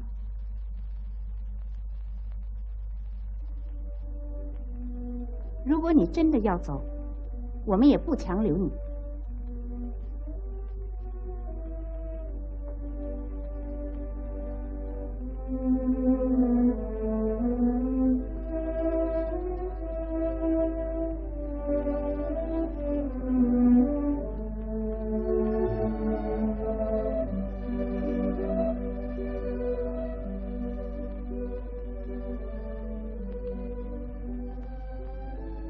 可是你要知道，无论到哪儿，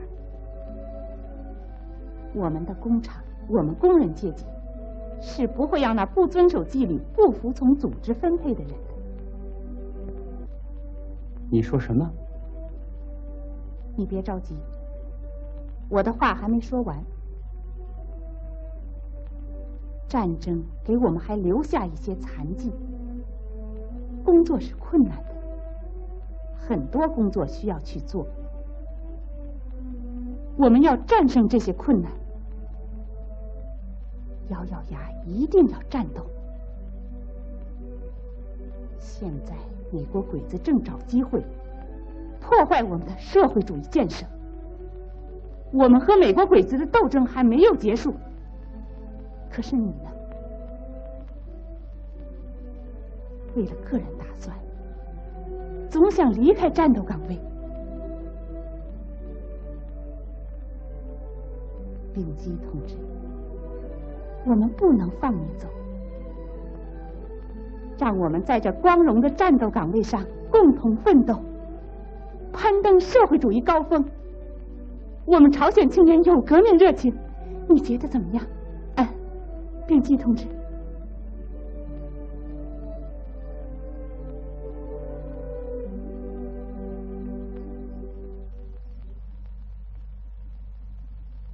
从那以后，丙基就觉悟了。他工作的很好吧？不是这样的。看来生活的道路是曲折的，人不能受到一次批评，听到一次劝告就改过来。我也是才认识这个道理。是，他也够固执的了。丙基同志在他的生活道路上，又碰到一个意外的问题。永山大叔正忙着给他张罗办婚事，衣服料钱，面条5毛钱，公共汽车2毛钱。爷爷啊？太大了。啊。哎，正合适啊。你看多大呀？哎，合适。看多好看呢！哎，快去吧。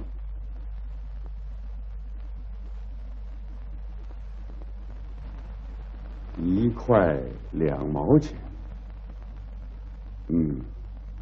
再加上1毛。哎，不对呀。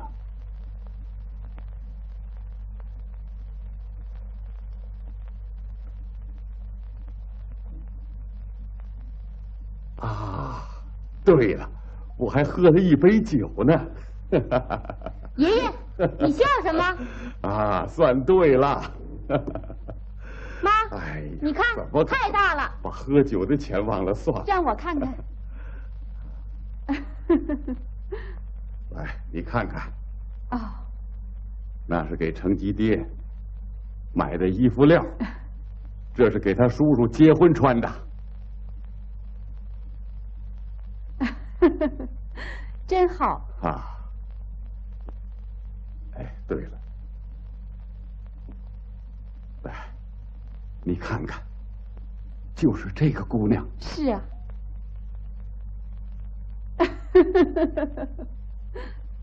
快去玩去，这没你的事儿。陈吉呀，去吧。不知他叔叔喜不喜欢？啊？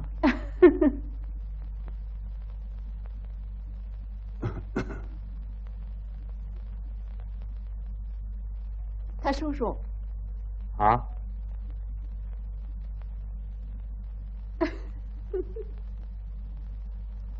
哎呀！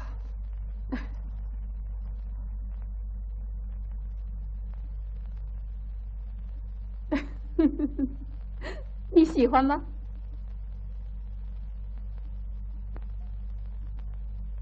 哎，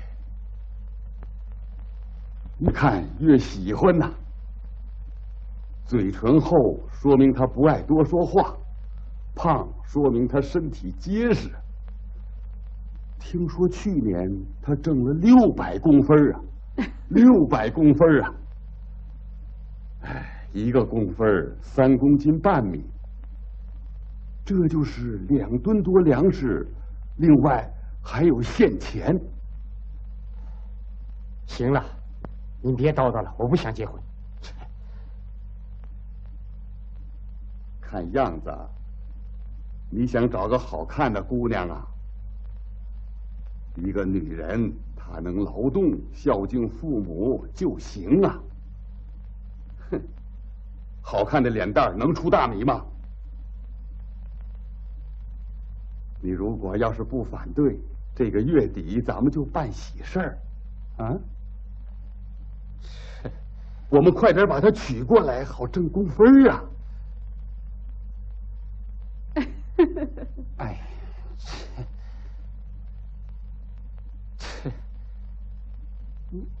你说的什么呀？他今年多大了？比丙吉大2岁，岁数正合适。他还比他大2岁，耐心说服，让他自己认识他所犯的错误。可您净跟他嚷，您这样做很不好。你说什么？用不着你来多管闲事，嗯？哎，别喊了，人家还以为我们吵架呢。走，回屋去。你这个爱叨叨的嘴，叫我怎么说你呢？应当知道自己的毛病，你怎么好跟人家吵呢？怎么着？照你这么说，他把苗圃的帐子都给撞倒了，我再鼓励他，你就高兴了？啊？你给我进屋待着去！你呀，哼！嘿，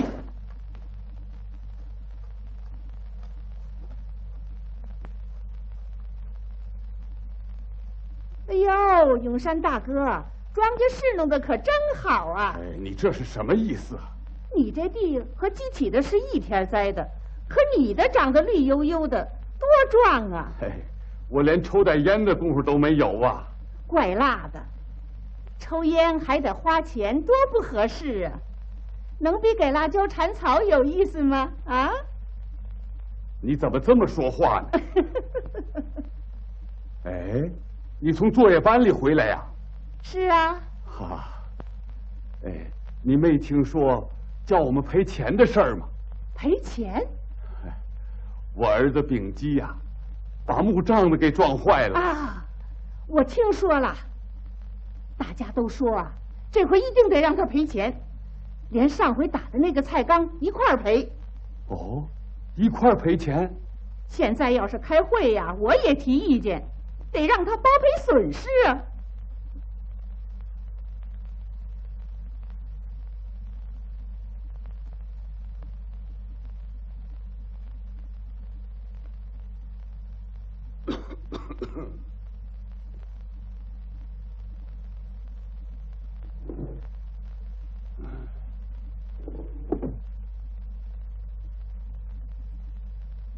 你还有脸在家里头坐着？哼！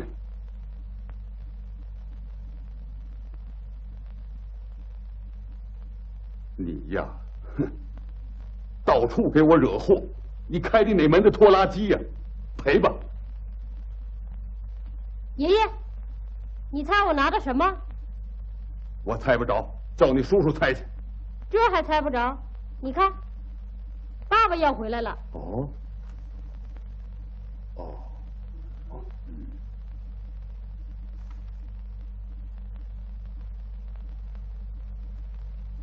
来，念念，快点，大声念念。我已复原，数日内回家。秉哲，电报从哪儿打来的？城里。哎，好极了！他一定是复员到工厂了啊！嗯，哦，你哥哥分配到工厂了？是啊，电报是从城里打来的。成吉呀，咱们呐要到城里去住了。嗯，你每天都可以看电影儿。妈妈，爸爸要回来了。什么？爸爸要回来了？嫂子，来电报了。哎，咱们呐要准备搬家了。这什么意思？我哥哥到工厂里去了。他叔叔，明天让你去开会。啊？明清开会？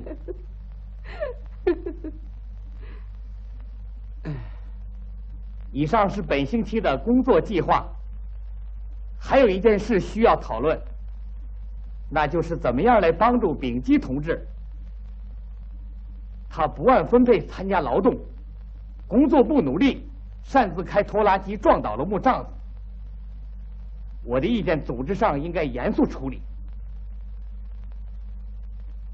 他擅自开拖拉机，撞倒了木杖子是很严重，可是，进来。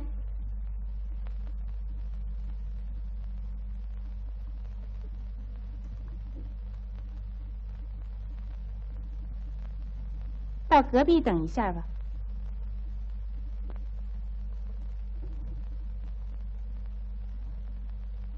可是更严重的是，他不爱劳动，不服从组织分配，不遵守组织纪律，不接受批评。他把这次撞倒木杖子的原因都推到杨的身上，不从自己思想找原因。民情委员长同志，应该严厉的批评他，处分他，他才能改正错误。我同意。你们的意见是处分他，处分就能使他转变吗？我看咱们还是再研究一下，怎么能更好的帮助他。大家谈谈吧。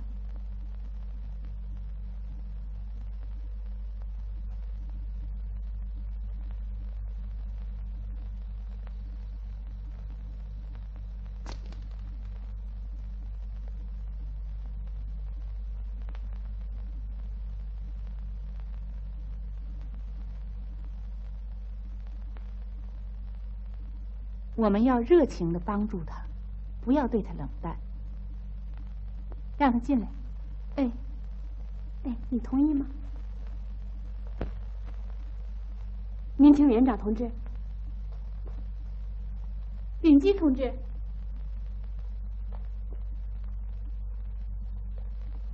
丙基同志，民情委员长他走了。真客气。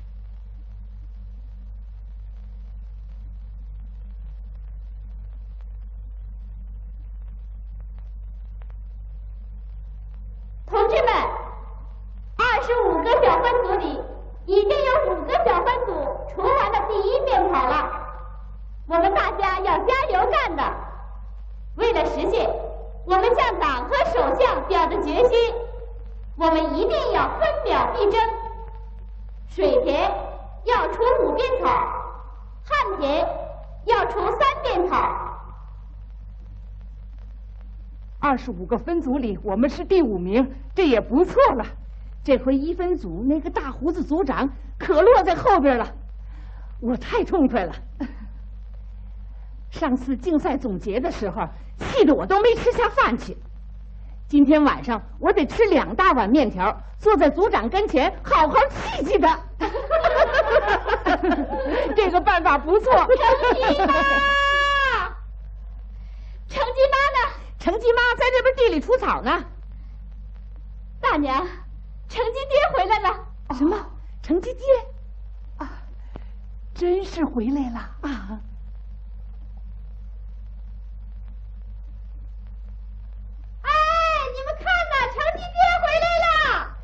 成绩爹回来了，走，咱们快看看去。哎，快点！你好，大婶。你好啊！怎么不捎个信就回来了？顶着你回来了，大叔，太好了！你们都好吧？你好。哦，这是谁呀？我是老朴家的小儿子，不认识啦？长这么大了。哎，你在前方立了不少战功啊！啊，太好了！太好了！不是啊，秉哲回来了，咱们村可又多一个壮劳力呀！快回家看看去吧，家里人都等着你呢。快回去吧，成绩妈该多高兴啊！啊，快回去吧，走吧，快回家吧。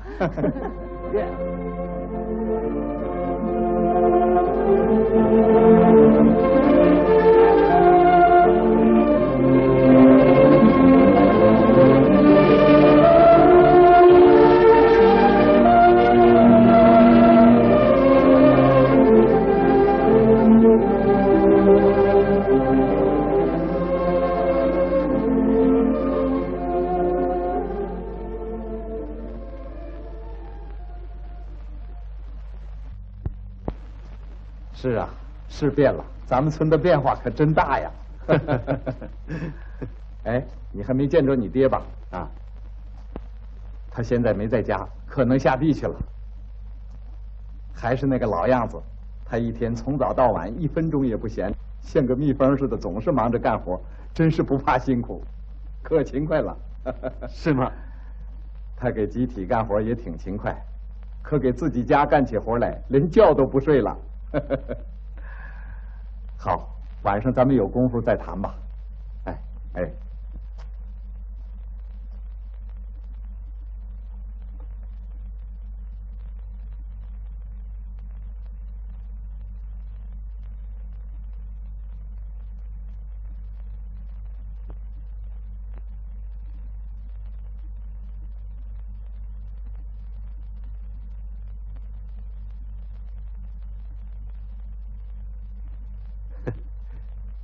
落后分子。爸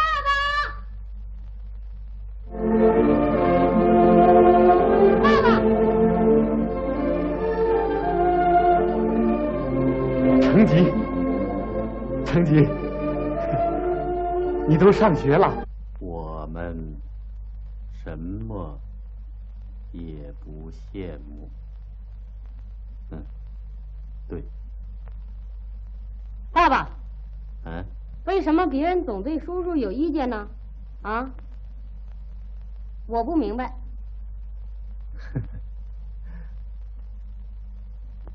叔叔说等爸爸回来，他就要到工厂去。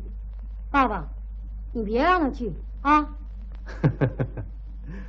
嗯，你最喜欢叔叔。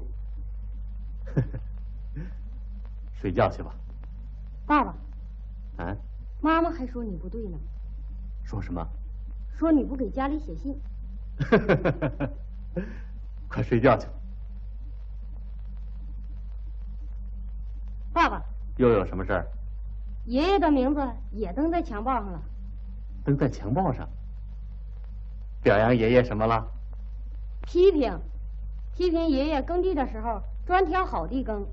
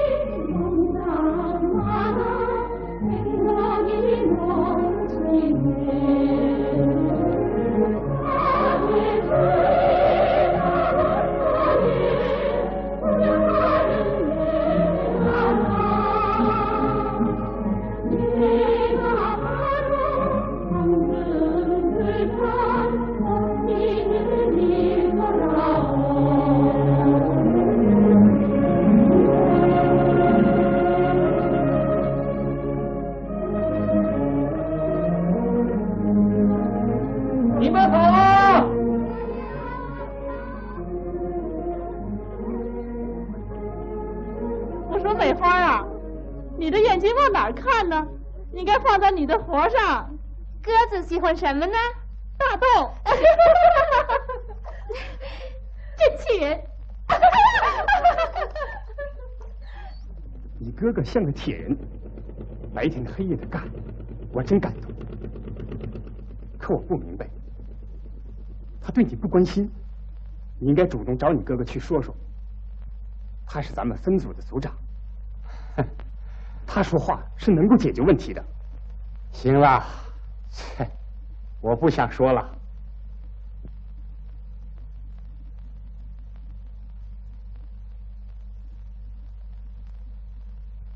第1和第2分组已经开始在找地下水源了。同志们，如果地下水源能找到，首先可以灌溉那边20丁步的旱田，明年春天可以变成水田。这个计划，同志们怎么样？哎，这个计划不错呀。照你这么说，都变成稻田，那该多好啊！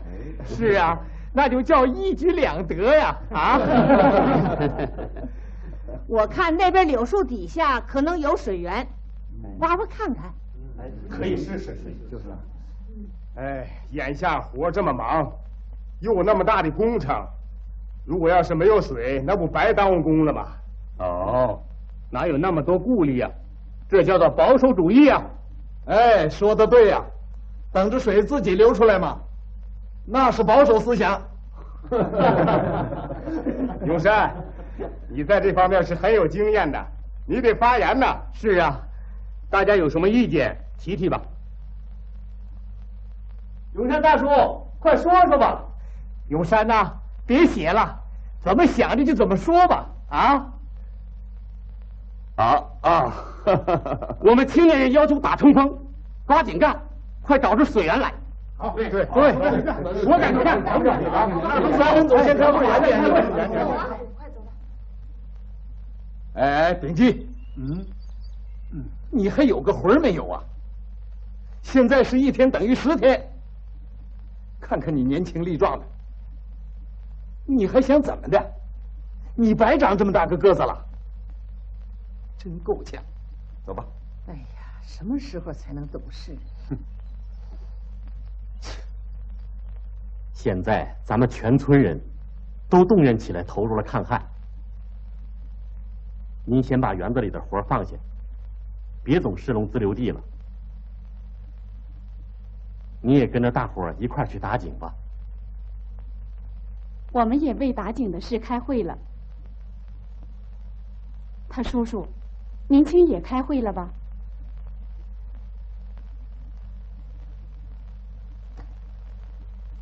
秉基，你要振作起来，好好干，起个带头作用，大家会改变对你的看法。你哥哥说的对，好好干活，让大伙好好看看咱们。我想你能够会变好的。为了执行首相的指示，建设我们新农村，咱们家应该起模范作用，不能落在后边叫人家议论。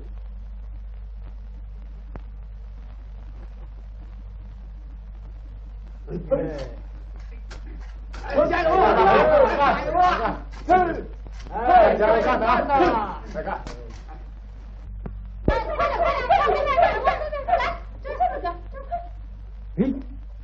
哎，抓住了！哎，哎呦！哎，快点干呐！你好，老爷爷。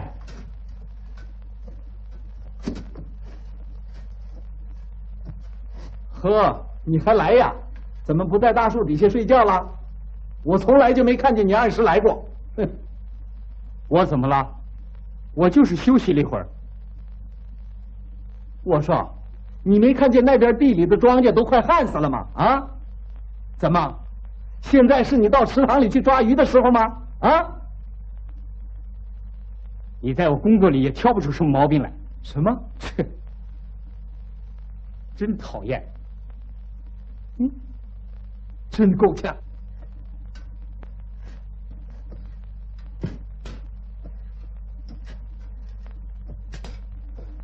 来，给我。哎，你怎么到这儿来了？我愿意在哪干就在哪干。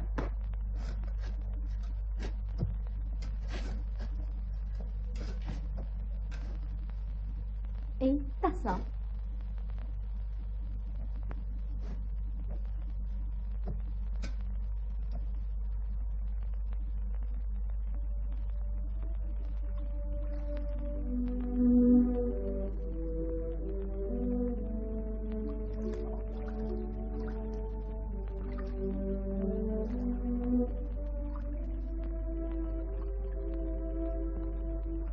程吉他叔叔最近情绪很不好，你跟他谈谈吧。他想到城里去工作，你愿意让他去吗？那他是怎么想的？你回家以后，他的情绪更坏了，我怕他突然自己走了。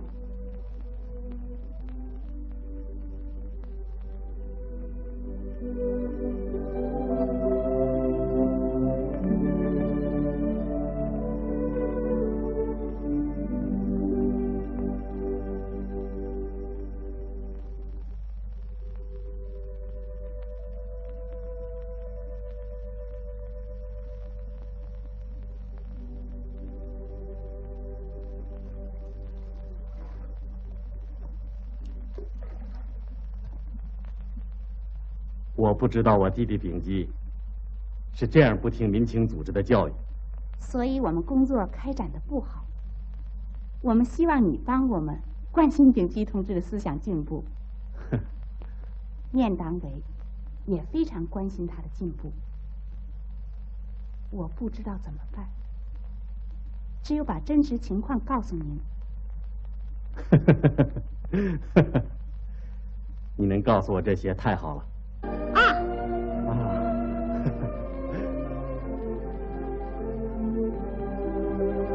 你好。你辛苦了。你在家更辛苦了。爸爸，啊？你看表扬妈妈呢。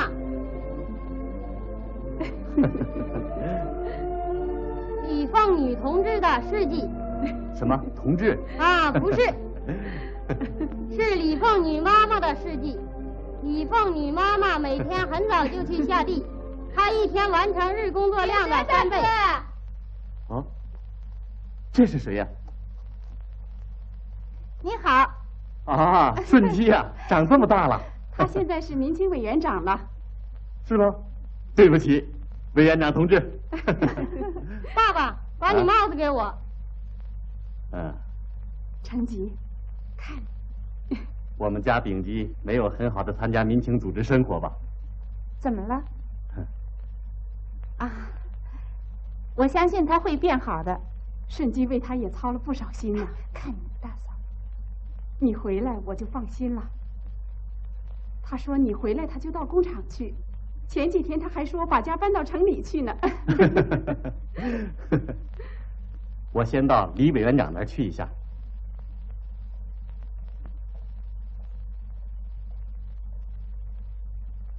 大嫂，你怎么不等秉德大哥到家就跟他说了？我不说他也会知道，到时候还会说我瞒着他，生我的气呢。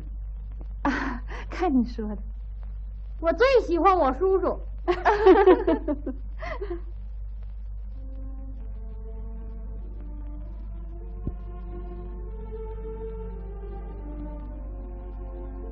他给集体干活也挺勤快。可给自己家干起活来，连觉都不睡了。我相信他会好的。你回来我就放心了。他说你回来他就到工厂去，前几天他还说把家搬到城里去呢。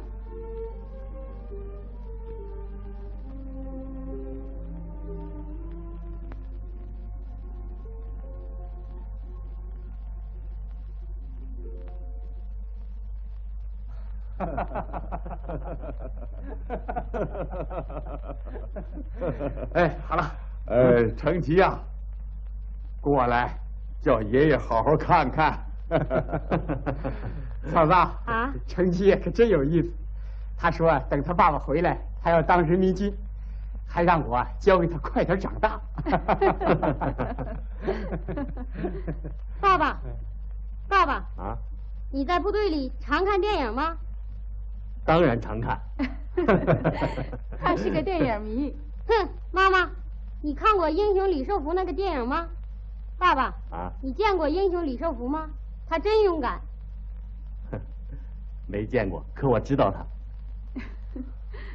成吉呀，可聪明了，知道的英雄人物事迹也多。哦，真的。等你长大了，参加人民军，也要跟英雄李寿福叔叔那样，啊？是。爸爸，啊，该开会去了。哎，我该找同学学习去了。哎，好。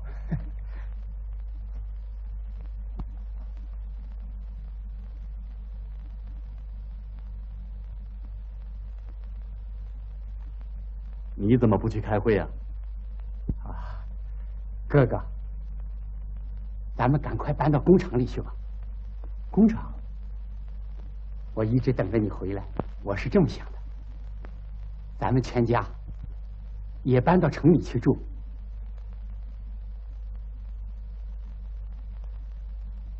我的事儿都怨爸爸，要不是他拦着我呀，我早就不在农村了，搬到城里去，到工厂搞技术去了。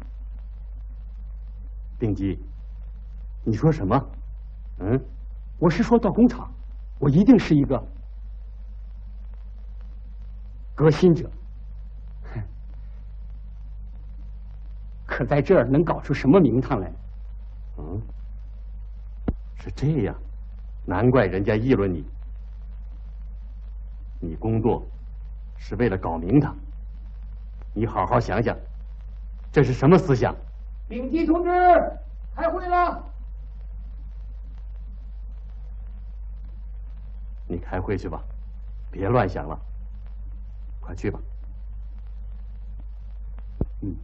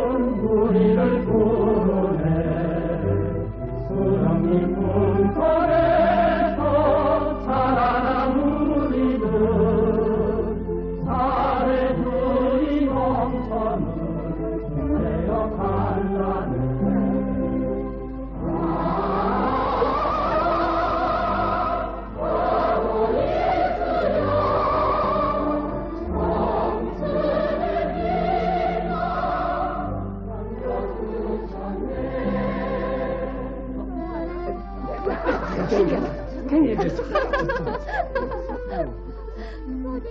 1。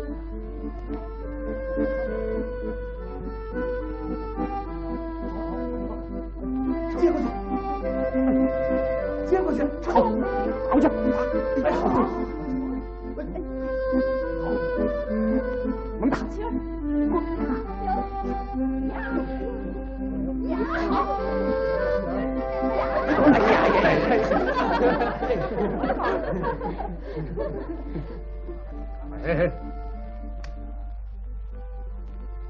哎，该你走了。丙基同志，丙基同志，我要的那本书你给我带来了吗？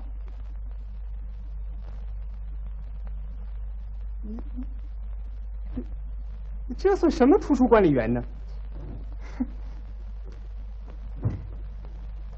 你来了，好，开会吧。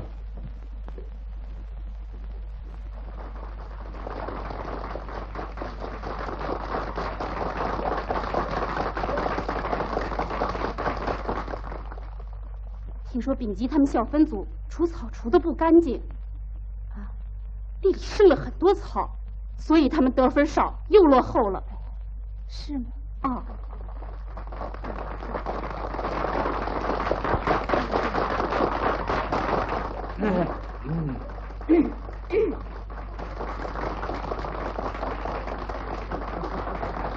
哎，又升旗又是我们的了，可真对不起了。别那么得意。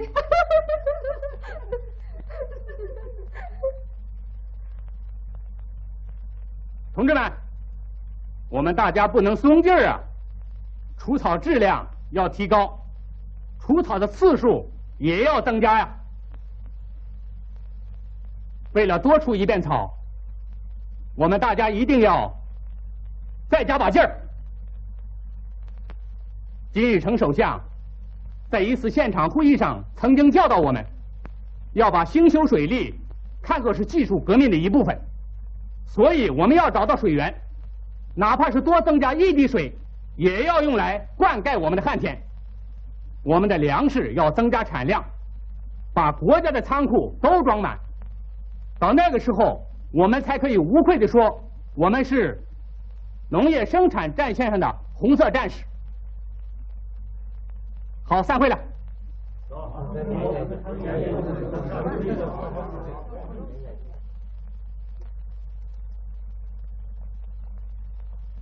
哎，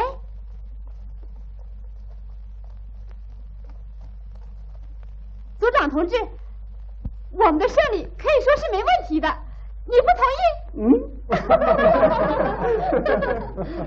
我说他大婶啊，这可真抱歉呐。你看看，你不羡慕吗？嗯，我看不见。我最近呐得了夜盲症了。听说晚饭你吃了2大碗面条，这能消化得了吗？啊！我现在已经饿了，还得吃1大碗呢。啊！好家伙，他可真能逗乐子，就连你这大胡子都说不过他呀。我现在还不认输，你先别高兴。这点小事算什么？不算什么，还不是因为你们，咱们小分组才输的。同志，你不觉得难为情吗？什么？行了，走吧，走。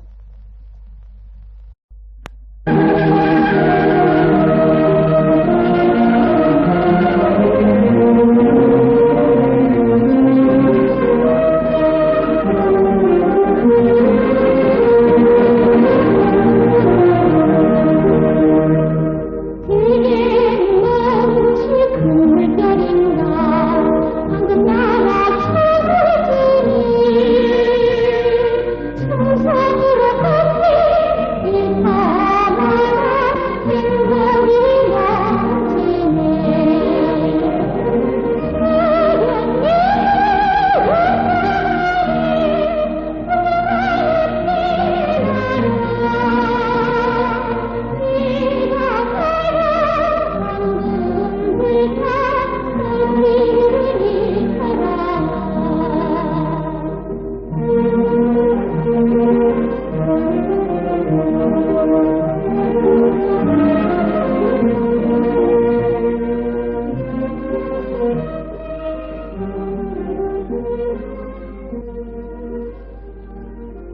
买10辆小自行车，还有木枪，再买点乐器来。好啊，孙金同志，还要点什么呀？啊？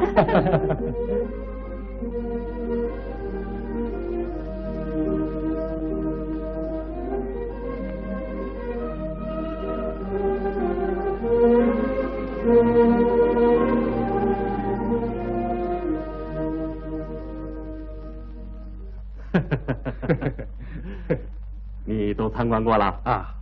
这个农庄可真太好了。嗯。哦，什么时候安装的？机械化作业班刚给安装上。啊，真是太好了。这的确是一个历史性的巨大变化。在你们这儿，我学到了很多东西。你今天就走吗？副园长同志，木头已经解决了。啊，别忘了技术课今天考试。哎。同志，我还想访问几位同志。啊，机械化作业班班长他现在在哪儿呢？机械化作业班班长啊。啊，你怎么对他感兴趣？我听说了很多关于他的事迹。没有什么事迹，不像你所听说的那样。是吗？我可听说很生动啊。他现在不在，出车到郡里办事去了。啊，那怎么办呢？我非常想要见一见他。那你去访问一下幼儿园的负责同志，他是我们这儿的民青委员长。啊，他在哪儿？我正准备要去访问他呢。他们宣传队现在可能在地里。啊，辅石同志。啊？你陪着记者去找一找顺基。好吧。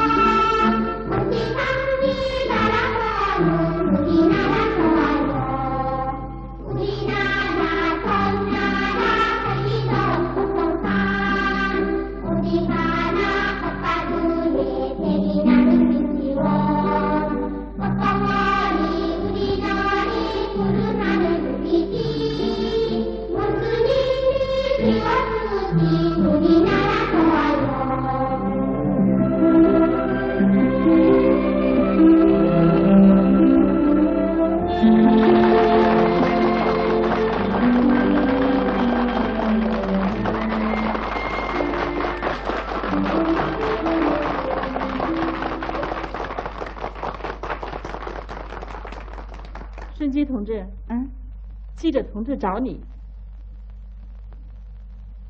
一路上辛苦了。您好，打搅您了，想和您谈谈。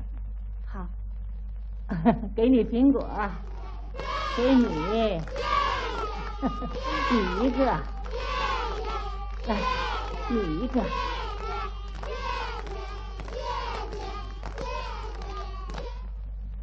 他是个民青盟员，有一阶段闹过思想问题，可那是过去的事了。谢谢。那去玩吧。那么，你们是怎么帮助他的呢？记者同志，我看一个人要相信自己的力量，还是非常重要的。是啊。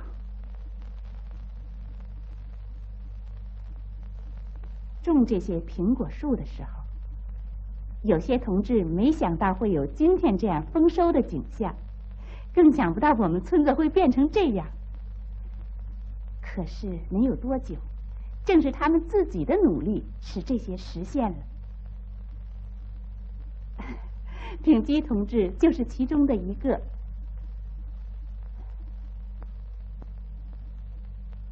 那时候，他就一心想离开这里，离开生他和养育他的村庄，所以他没有一天不是。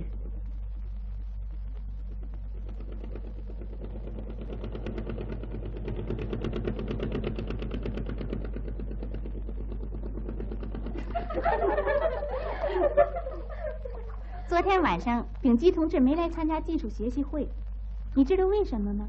听说他昨天晚上因为头疼没来。我看他最近好像很不高兴的样子。听说他想离开这儿。我也听说了。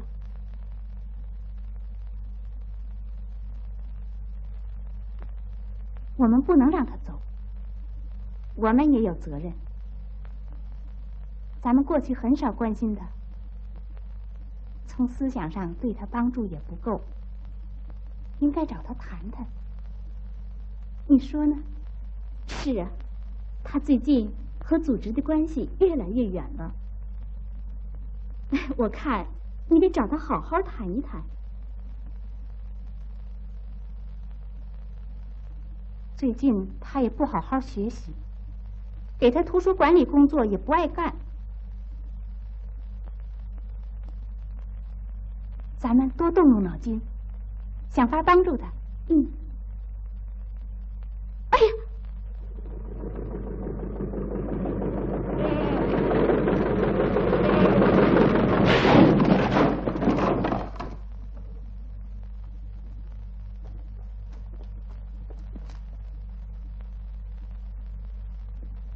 哎呀，怎么回事？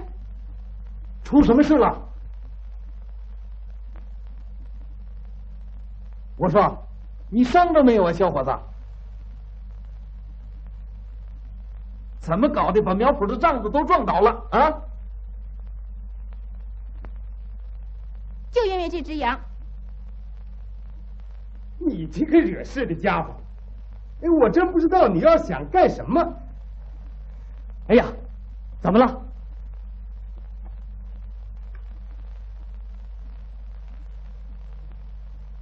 啊，不要紧的，不干自己的活，到处惹事。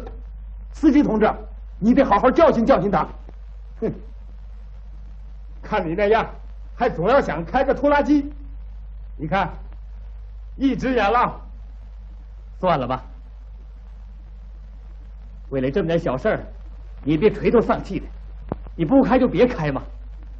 我说的对不对呀？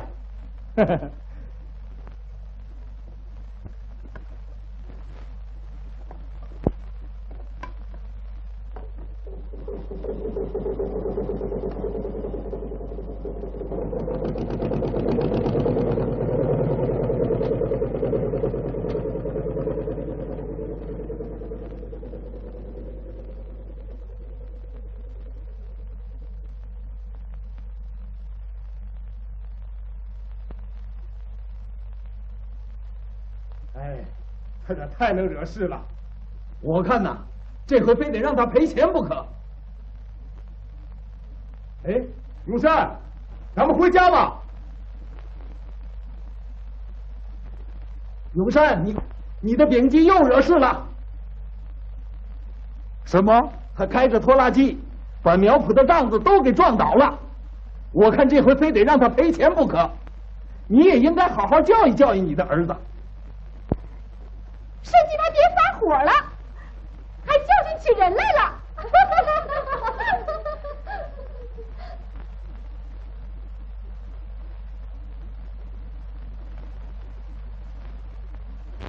您看见田埂坏了，应该帮他。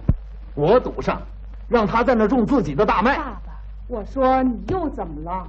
爸爸，您应该好好的跟永山大叔说，不应该唠唠叨叨的责备他。得了，我又不是民情盟员，用不着你来管我。您不能这么说。我怎么说不用你管，你少来插嘴。您和他吵不能帮助他，刚才对丙基也是。应该呀，去吧。不知他叔叔喜不喜欢？啊？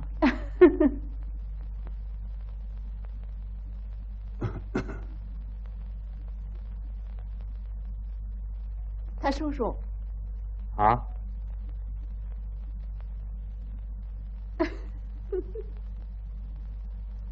哎呀！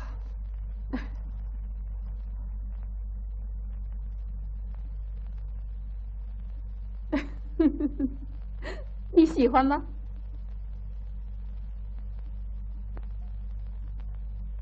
哎，你看越喜欢呐，嘴唇厚说明他不爱多说话，胖说明他身体结实。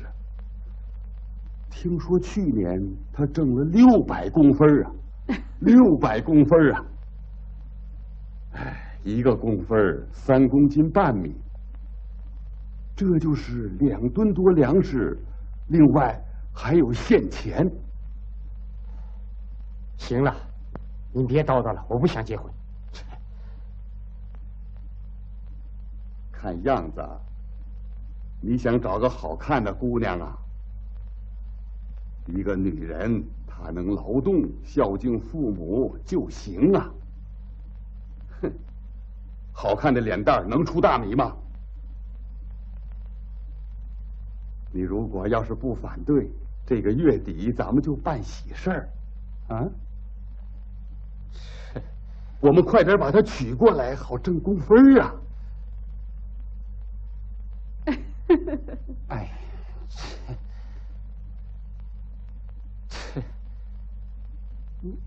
你说的什么呀？他今年多大了？比丙吉大2岁，岁数正合适。他还比他大2岁呢。成吉他奶奶就比我大2岁。过日子嘛，女人大一点还是好啊。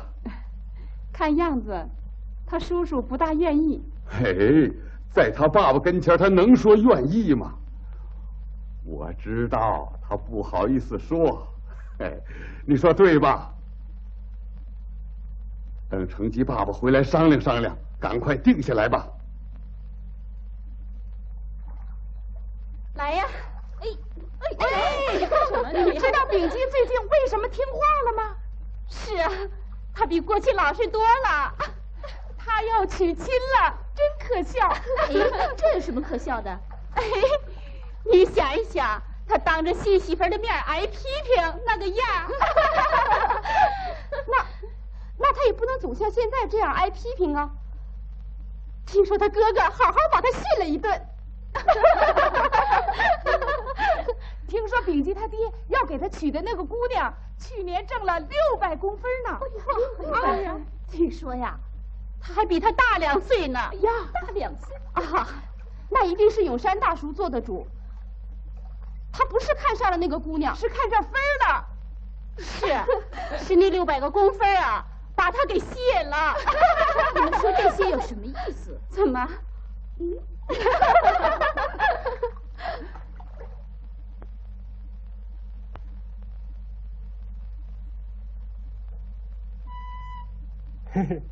你在这儿干什么呢？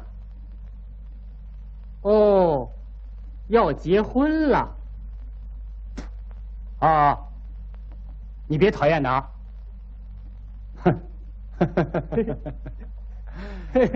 我不爱听这些。我现在啊，就想劳动。哎，你还记得那个谁呀？啊，就是到工厂劳动的那个。哦，是达善呐。对，就是他。我现在啊，就想找他去。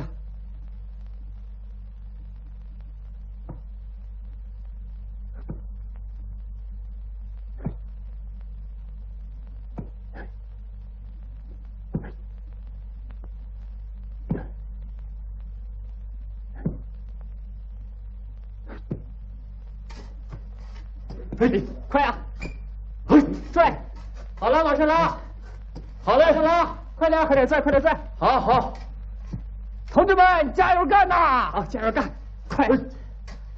嘿，好，加油！快点，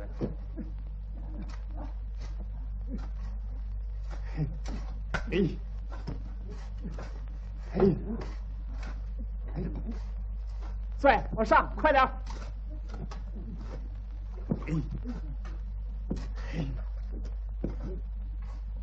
秉基又到哪儿去了？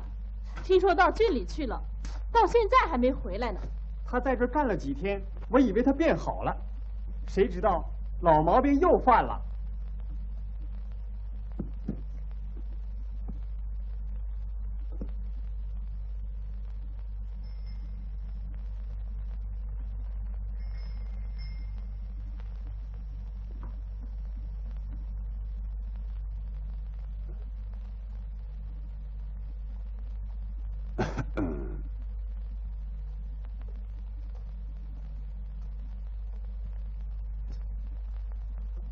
要下雨了，您上哪儿去？哎，不要紧的，我给牛割点草去。您别去了，我去割吧。你弟弟到哪儿去了？叫人不放心呢。啊，听说到郡里去了。哦。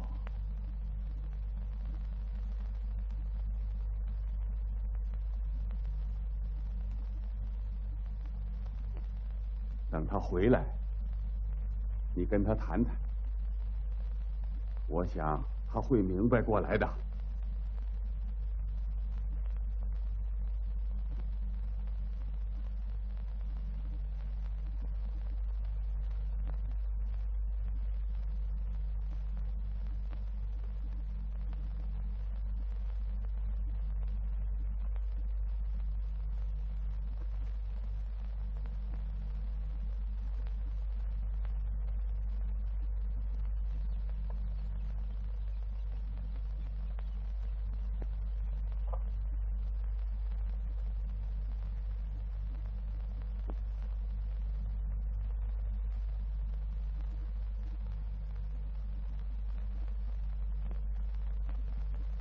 你干什么去了？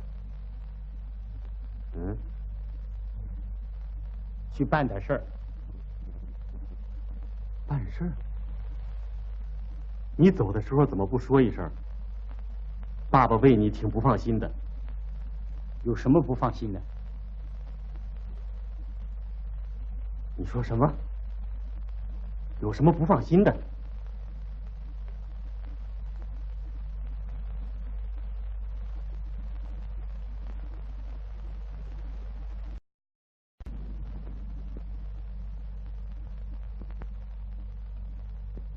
你是不是到郡里找工作去了？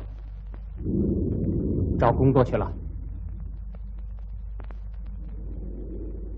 秉基，怎么能这样呢？嗯，你到打井工地去看看，都在那儿忘我的劳动，除了你都参加了打井。我不愿意见那些人，你最好别管我的事儿。什么？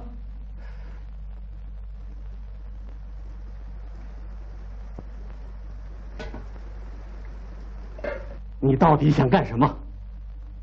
哥哥，你不知道关心我，你为什么总留我在这儿呢？你知道大家怎么说我吗？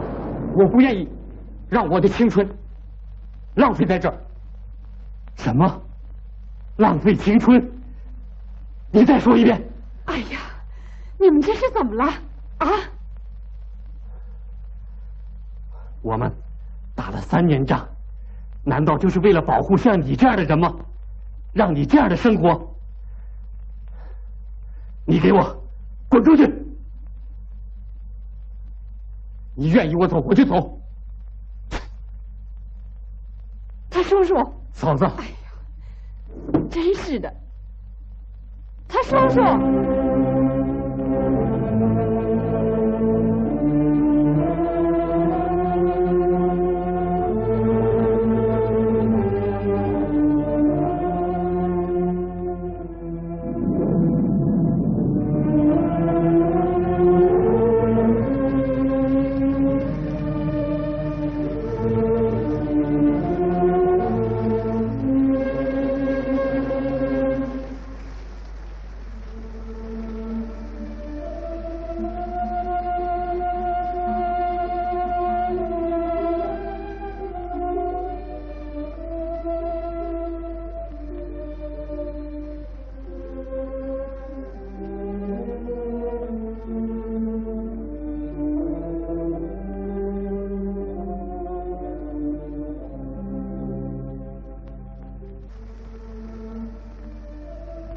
基，你不用管我了。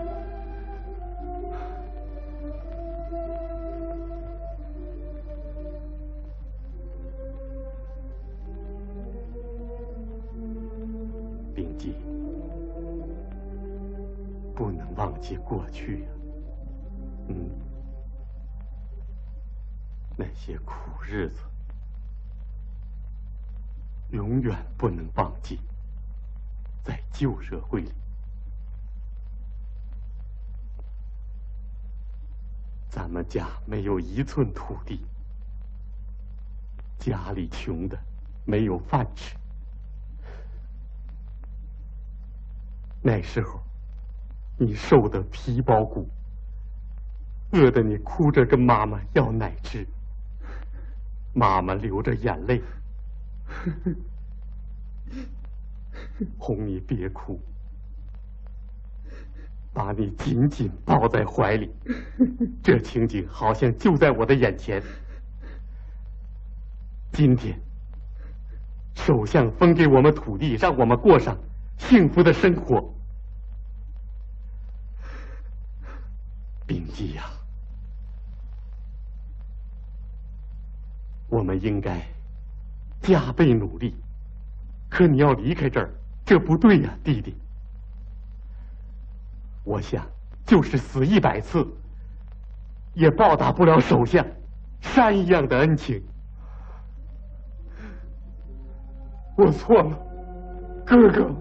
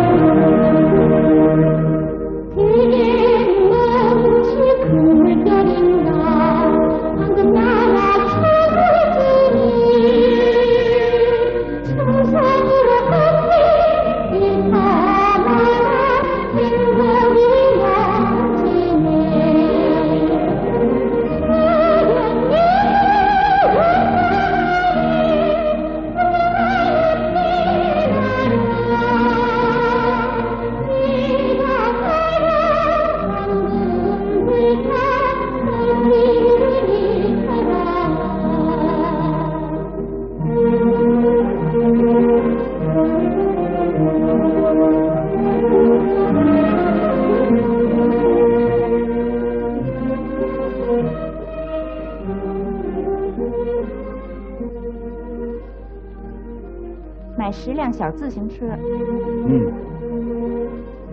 还有木枪，再买点乐器来。好啊，孙军同志，还要点什么呀？啊？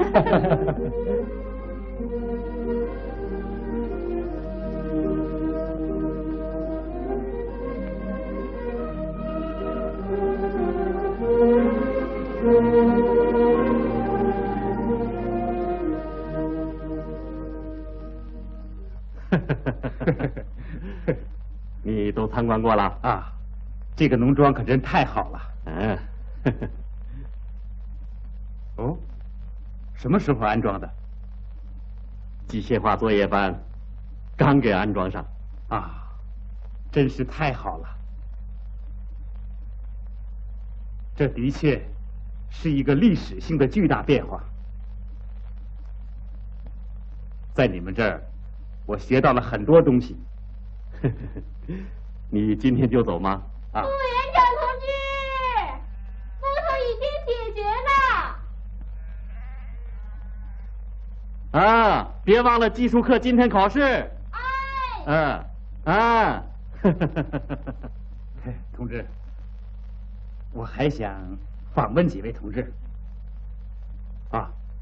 机械化作业班班长他现在在哪儿呢？机械化作业班班长你怎么对他感兴趣？我听说了很多关于他的事迹。没有什么事迹，不像你所听说的那样。是吗？我可听说很生动啊。他现在不在，出车到郡里办事去了。那怎么办呢？我非常想要见一见他。那你去访问一下幼儿园的负责同志，他是我们这儿的民青委员长。他在哪儿？我正准备要去访问他呢。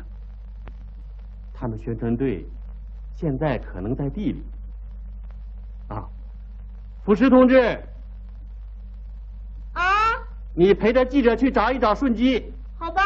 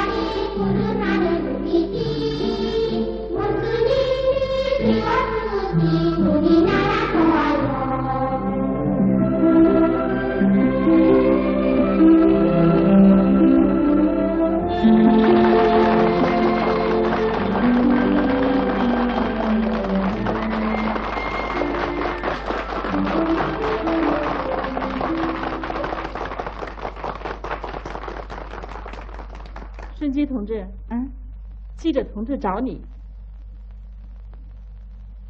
一路上辛苦了。您好，打搅您了，想和您谈谈。好，给你苹果，给你，你一个，来，你一个。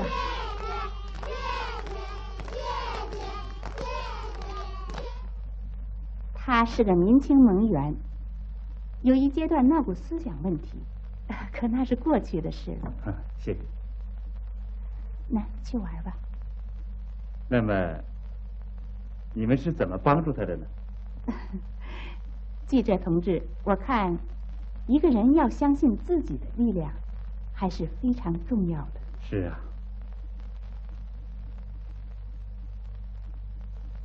种这些苹果树的时候，有些同志没想到会有今天这样丰收的景象，更想不到我们村子会变成这样。可是没有多久，正是他们自己的努力使这些实现了。秉基同志就是其中的一个。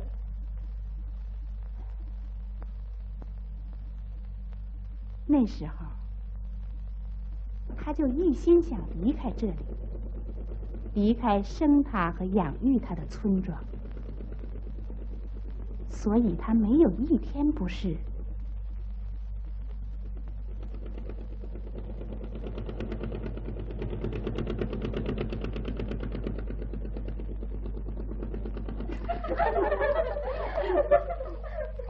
昨天晚上，秉基同志没来参加技术学习会，你知道为什么吗？听说他昨天晚上因为头疼没来。我看他最近好像很不高兴的样子。听说他想离开这儿。我也听说了。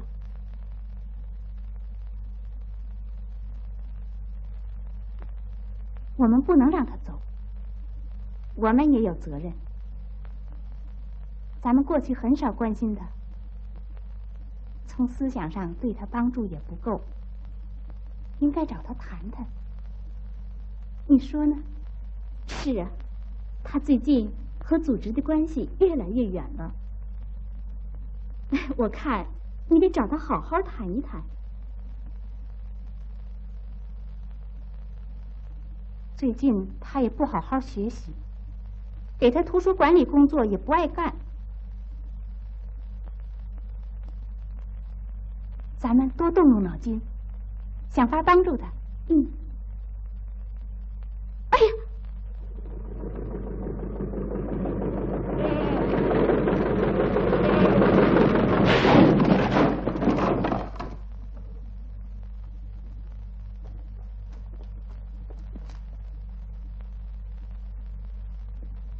哎呀，怎么回事？出什么事了？我说，你伤着没有啊，小伙子？怎么搞的？把苗圃的帐子都撞倒了啊！就因为这只羊。你这个惹事的家伙！哎，我真不知道你要想干什么。哎呀，怎么了？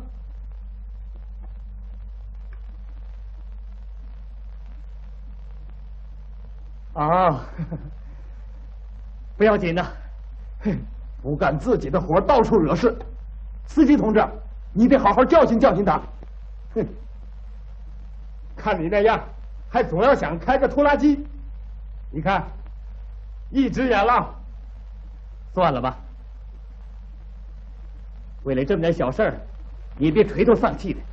你不开就别开嘛。我说的对不对呀？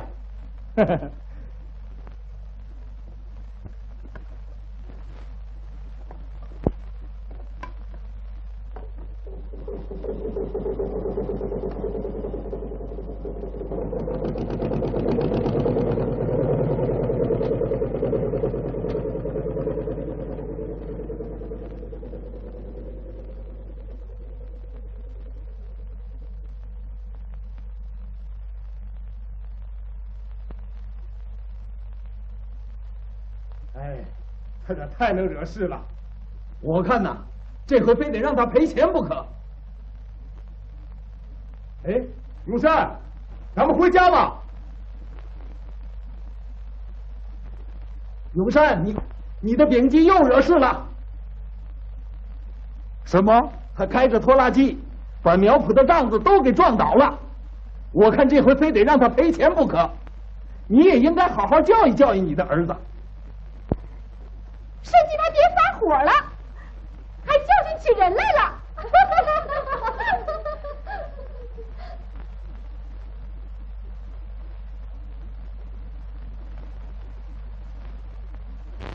您看见田埂坏了，应该帮他。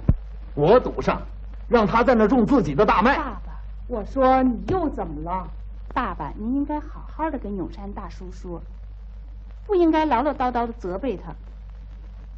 得了，我又不是民情盟员，用不着你来管我。您不能这么说。我怎么说不用你管，你少来插嘴。您和他吵不能帮助他，刚才对丙基也是，应该耐心说服，让他自己认识他所犯的错误。可您净跟他嚷，您这样做很不好。你说什么？用不着你来多管闲事，嗯？哎，别喊了，人家还以为我们吵架呢。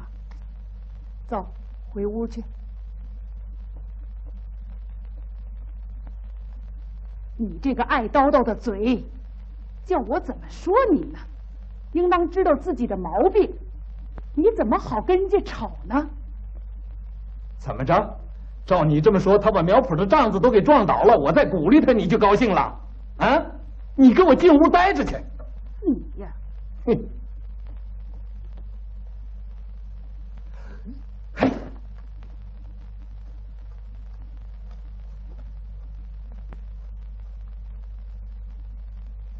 哎呦，永山大哥，庄稼事弄得可真好啊！哎，你这是什么意思啊？你这地和基起的是一天栽的，可你的长得绿油油的，多壮啊！嘿，我连抽袋烟的功夫都没有啊！怪辣的，抽烟还得花钱，多不合适啊！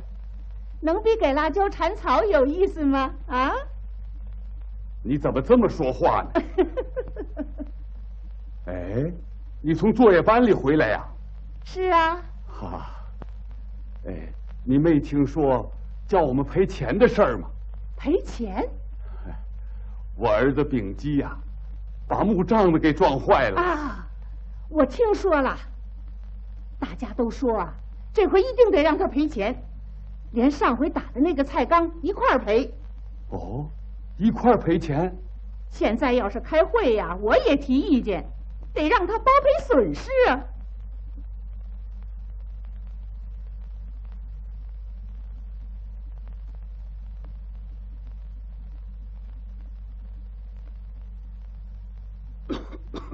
不动员起来投入了抗旱。您先把园子里的活放下，别总失龙自留地了。你也跟着大伙儿一块儿去打井吧。我们也为打井的事开会了。他叔叔，年轻也开会了吧？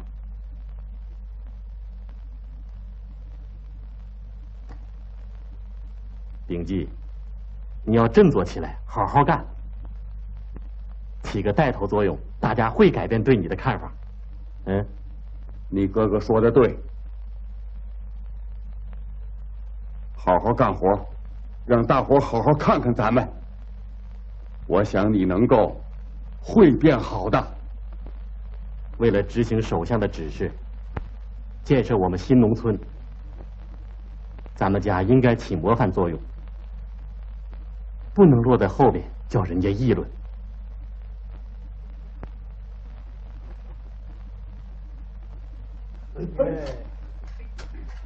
加油啊！加油啊！哎，加油干的啊！快干！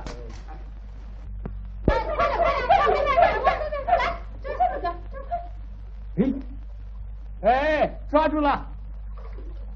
哎，哎呦，哎，快点干呐！你好，老爷爷。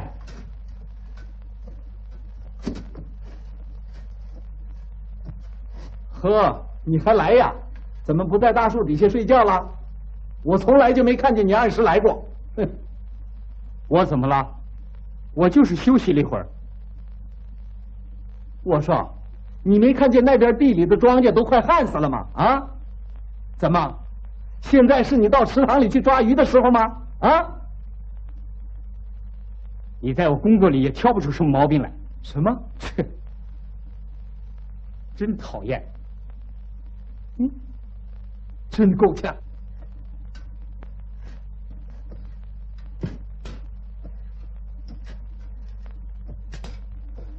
来，给我。哎，你怎么到这儿来了？我愿意在哪干就在哪干。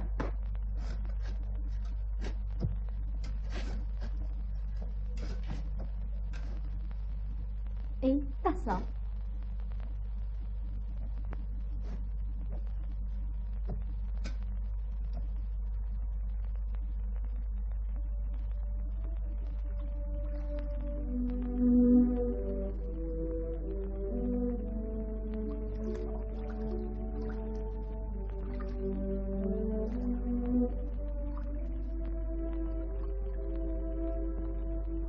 程吉他叔叔最近情绪很不好，你跟他谈谈吧。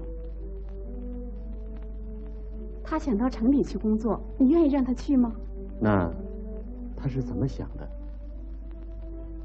你回家以后，他的情绪更坏了，我怕他突然自己走了。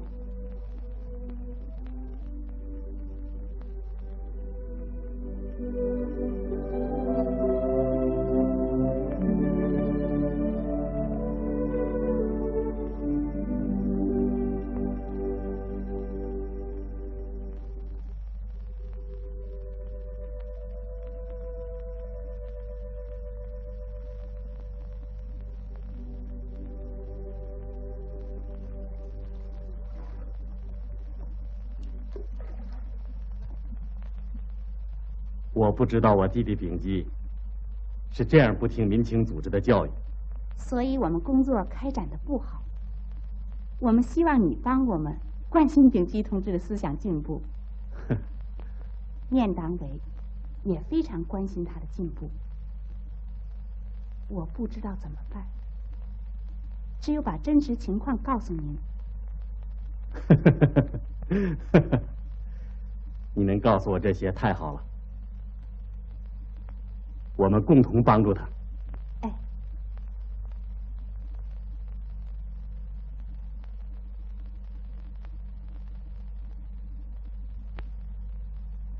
老人说你几句，你就顶撞他们，你没有完成民情组织交给你的任务，你这样多长时间了？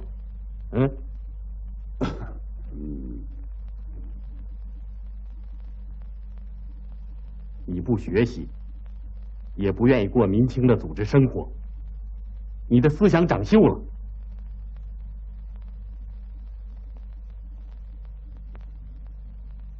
农村有多少工作等着青年去做？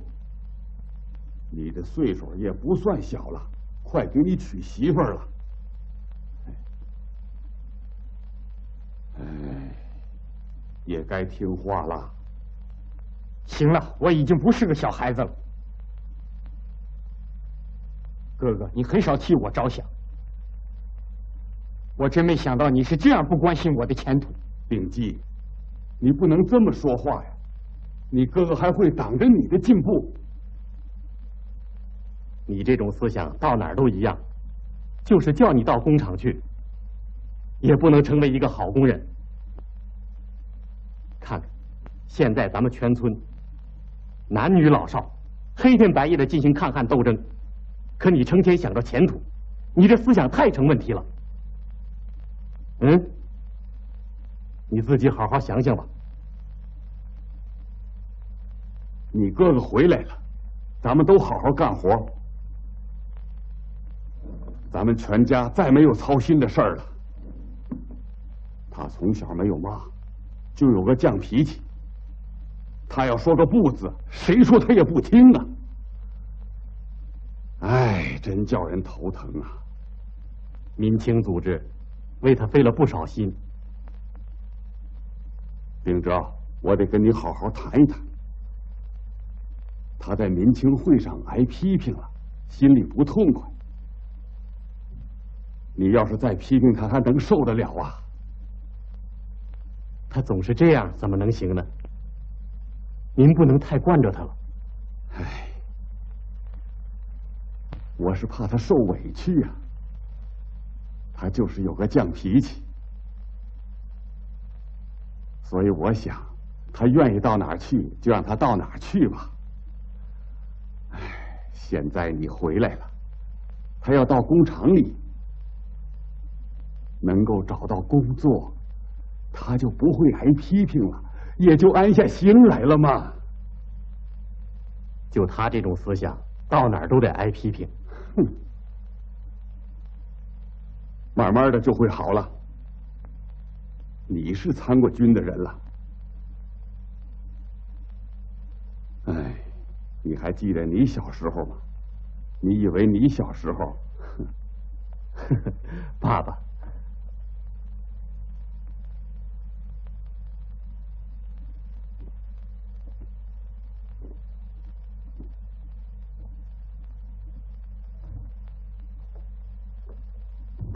是你，有事吗？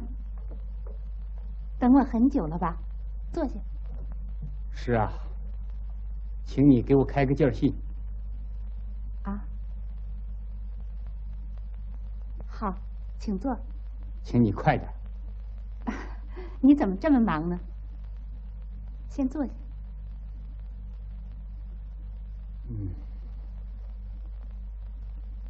你愿意这样生活下去吗？你再想一想。可真有意思，这么多人在关心着我。什么？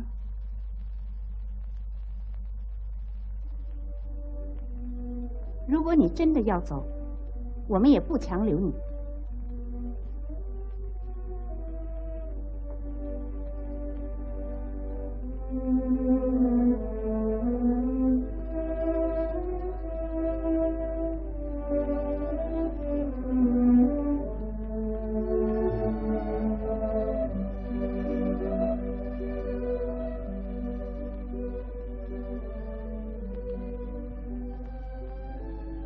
可是你要知道，无论到哪儿，我们的工厂，我们工人阶级是不会让那不遵守纪律、不服从组织分配的人的。你说什么？你别着急，我的话还没说完。战争给我们还留下一些残疾，工作是困难的，很多工作需要去做。我们要战胜这些困难，咬咬牙一定要战斗。现在美国鬼子正找机会破坏我们的社会主义建设，我们和美国鬼子的斗争还没有结束。可是你呢？为了个人打算，总想离开战斗岗位。丙基同志，我们不能放你走，让我们在这光荣的战斗岗位上共同奋斗，攀登社会主义高峰。我们朝鲜青年有革命热情，你觉得怎么样？丙基同志。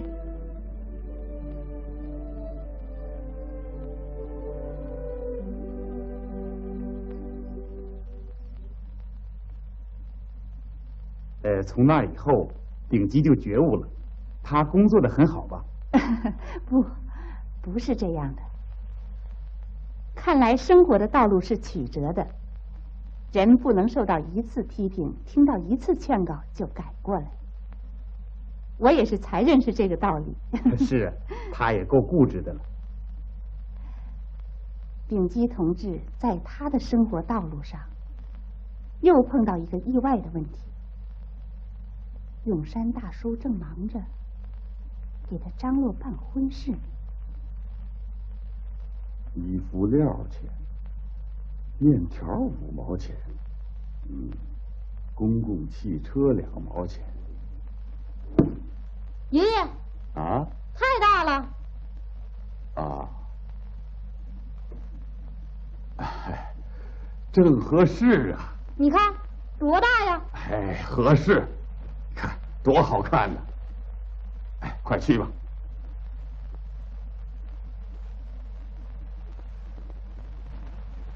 1块2毛钱，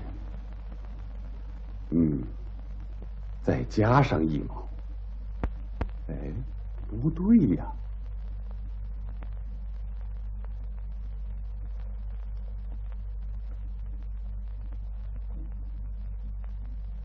啊，对了，我还喝了1杯酒呢。爷爷，你笑什么？啊，算对了。妈，哎呀，你看，太大了，把喝酒的钱忘了算。让我看看。来，你看看。哦，那是给成吉爹买的衣服料，这是给他叔叔结婚穿的。真好啊！哎，对了，来，你看看，就是这个姑娘。是啊。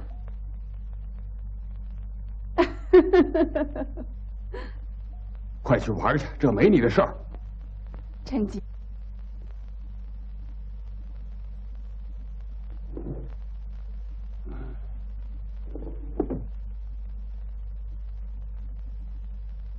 你还有脸在家里头坐着？哼！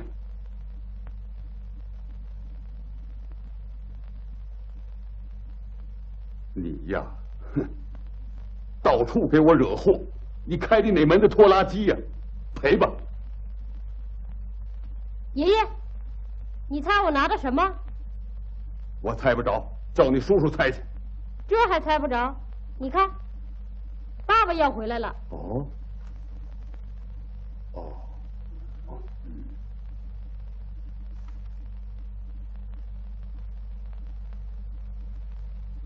来，念念，快点，大声念念。我已复原，数日内回家。秉哲，电报从哪儿打来的？城里。哎，好极了！他一定是复员到工厂了啊！哦，你哥哥分配到工厂了？是啊，电报是从城里打来的。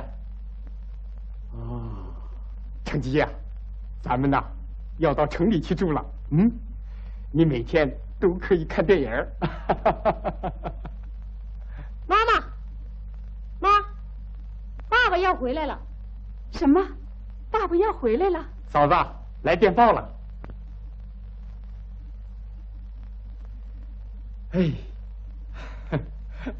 咱们呢要准备搬家了。这什么意思？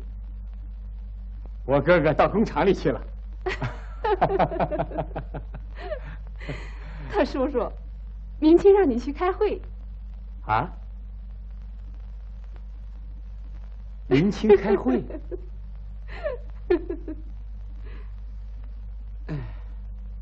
以上是本星期的工作计划。还有一件事需要讨论，那就是怎么样来帮助丙基同志。他不按分配参加劳动，工作不努力，擅自开拖拉机撞倒了木杖子。我的意见，组织上应该严肃处理。他擅自开拖拉机，撞倒了木杖子是很严重，可是进来。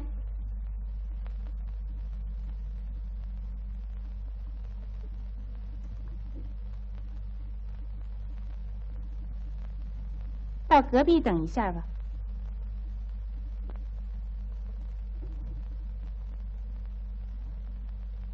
可是更严重的是，他不爱劳动，不服从组织分配，不遵守组织纪律，不接受批评。他把这次撞倒木杖子的原因都推到杨的身上，不从自己思想找原因。民情委员长同志，应该严厉的批评他，处分他，他才能改正错误。我同意。你们的意见是处分他，处分就能使他转变吗？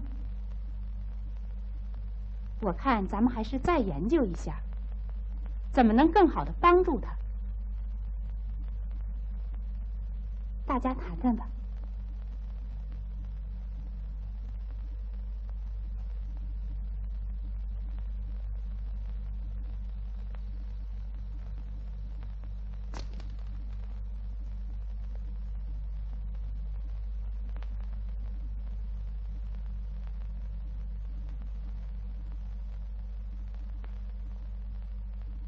我们要热情的帮助他，不要对他冷淡。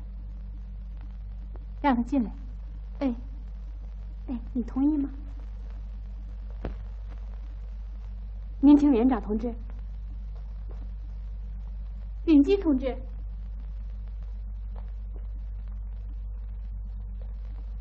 丙基同志，民情委员长他走了，真可气。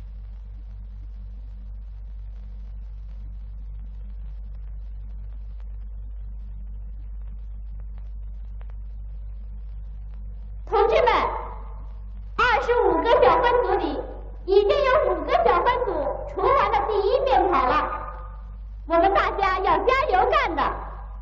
为了实现，我们向党和首相表着决心，我们一定要分秒必争。水田要除5遍草，旱田要除3遍草。25个分组里，我们是第5名，这也不错了。这回1分组那个大胡子组长可落在后边了，我太痛快了。上次竞赛总结的时候，气得我都没吃下饭去。今天晚上我得吃2大碗面条，坐在组长跟前好好气气他。这个办法不错。成吉妈，成吉妈呢？成吉妈在这边地里除草呢。大娘，成吉爹回来了。什么？成吉爹？啊，真是回来了啊！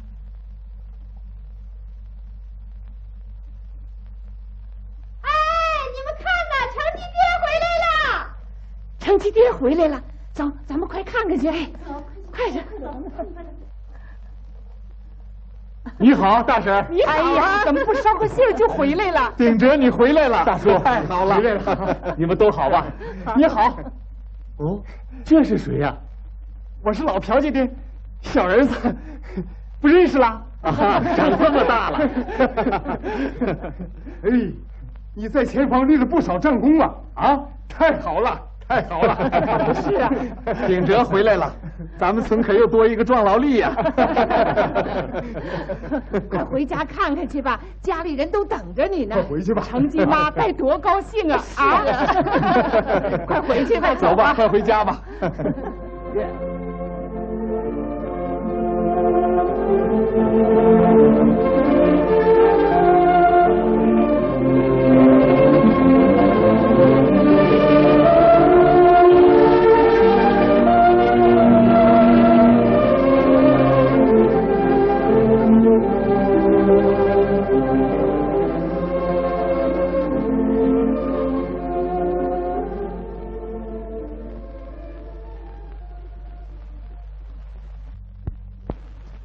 是啊，是变了，咱们村的变化可真大呀！哎，你还没见着你爹吧？啊，他现在没在家，可能下地去了。还是那个老样子，他一天从早到晚1分钟也不闲，像个蜜蜂似的，总是忙着干活，真是不怕辛苦，可勤快了。是吗？他给集体干活也挺勤快，可给自己家干起活来，连觉都不睡了。好，晚上咱们有功夫再谈吧。哎哎，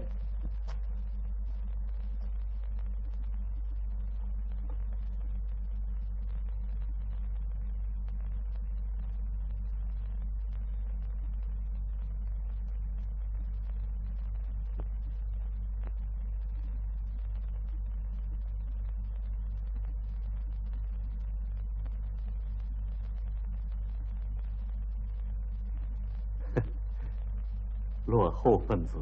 爸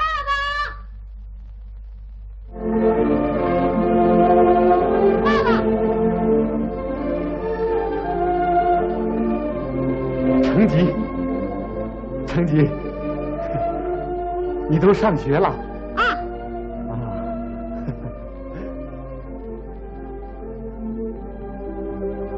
你好，你辛苦了。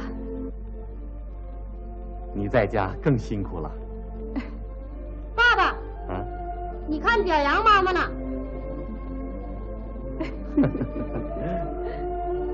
李凤女同志的事迹。什么同志？啊，不是，是李凤女妈妈的事迹。李凤女妈妈每天很早就去下地，她一天完成日工作量的3倍。啊？这是谁呀？你好。啊，顺基呀，长这么大了。他现在是民青委员长了。是吗？对不起，委员长同志。爸爸，把你帽子给我。嗯。成吉，看。我们家丙吉没有很好的参加民情组织生活吧？怎么了？啊，我相信他会变好的。顺基为他也操了不少心呢。看你大嫂，你回来我就放心了。他说你回来他就到工厂去，前几天他还说把家搬到城里去呢。我先到李委员长那儿去一下。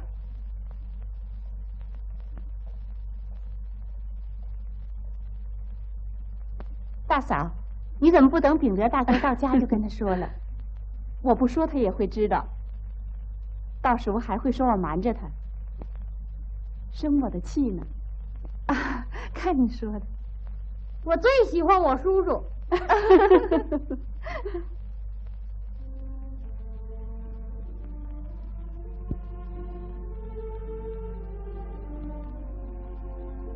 他给集体干活也挺勤快，可给自己家干起活来，嘿，连觉都不睡了。我相信他会好的。你回来我就放心了。他说你回来他就到工厂去，前几天他还说把家搬到城里去呢。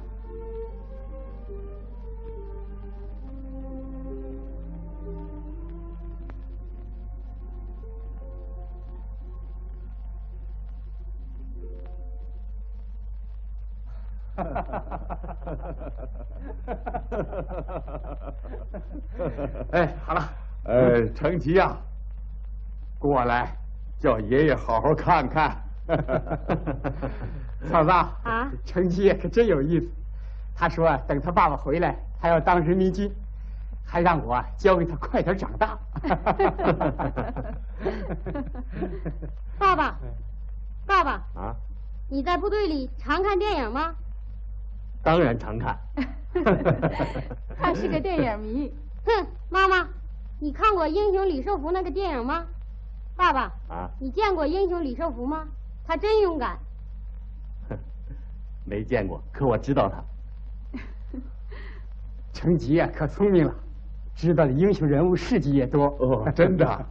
等你长大了，参加人民军，也要跟英雄李寿福叔叔那样，啊？是。爸爸，啊，该开会去了。哎，我该找同学学习去了。哎，好。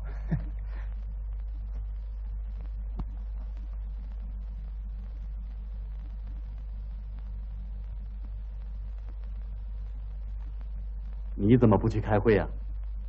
啊，哥哥，咱们赶快搬到工厂里去吧。工厂，我一直等着你回来，我是这么想的。咱们全家也搬到城里去住。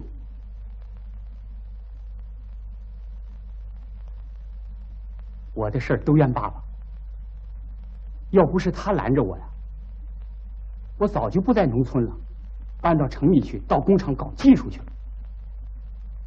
定基，你说什么？嗯，我是说到工厂，我一定是一个革新者。可在这儿能搞出什么名堂来？嗯，是这样，难怪人家议论你。你工作是为了搞名堂，你好好想想，这是什么思想？丙基同志，开会了。你开会去吧，别乱想了，快去吧。嗯。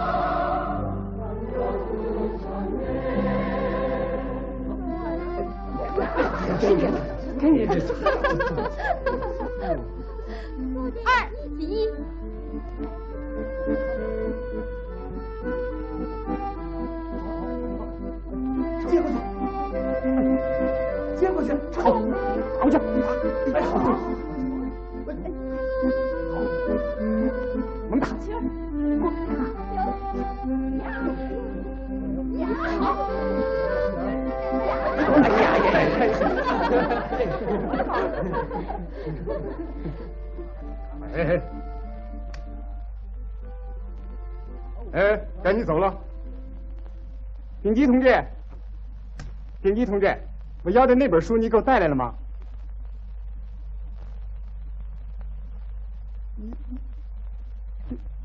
你这算什么图书管理员呢？你来了，好，开会吧。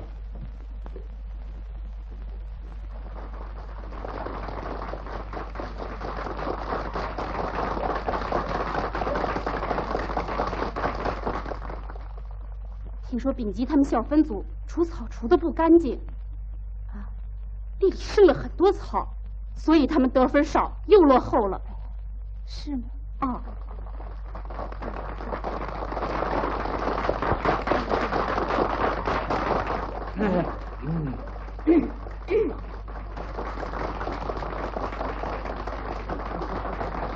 哎，又升旗又是我们的了，可真对不起了。别那么得意。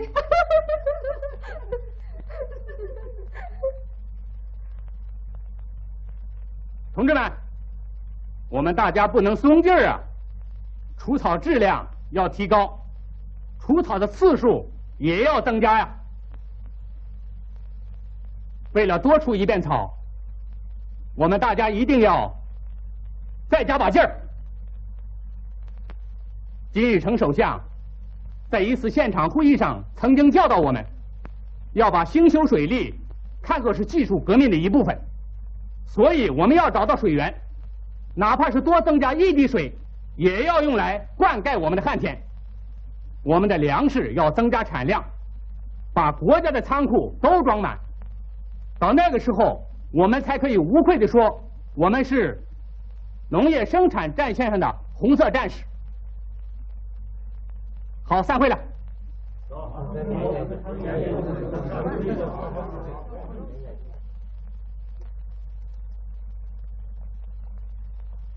哎，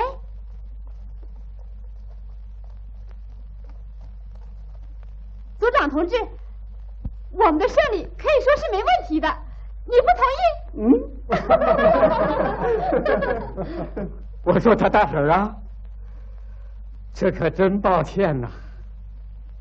你看看，你不羡慕吗？嗯，我看不见。我最近呐得了夜盲症了。听说晚饭你吃了2大碗面条，这能消化得了吗？啊！我现在已经饿了，还得吃1大碗呢。啊！好家伙，他可真能逗乐子，就连你这大胡子都说不过他呀。我现在还不认输，你先别高兴。这点小事算什么？不算什么，还不是因为你们，咱们小分组才输的。哼，同志，你不觉得难为情吗？什么？行了，走吧，走。我们什么也不羡慕。嗯，对。爸爸。嗯。为什么别人总对叔叔有意见呢？啊？我不明白。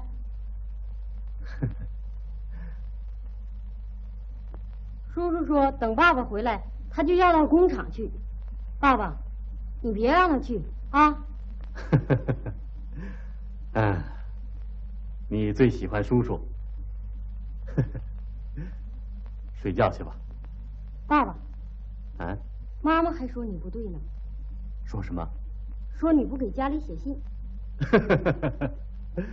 快睡觉去。爸爸。又有什么事儿？爷爷的名字也登在墙报上了。登在墙报上？表扬爷爷什么了？批评爷爷耕地的时候专挑好地耕。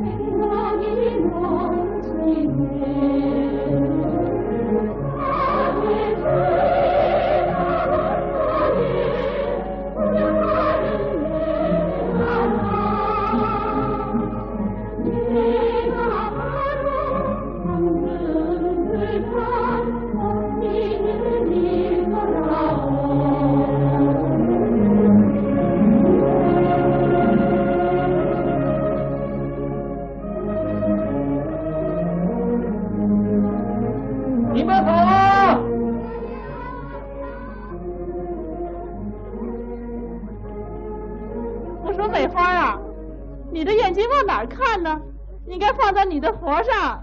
鸽子喜欢什么呢？大豆。真气人。你哥哥像个铁人，白天黑夜的干，我真感动。可我不明白，他对你不关心，你应该主动找你哥哥去说说。他是咱们分组的组长，哼，他说话是能够解决问题的。行了，切，我不想说了。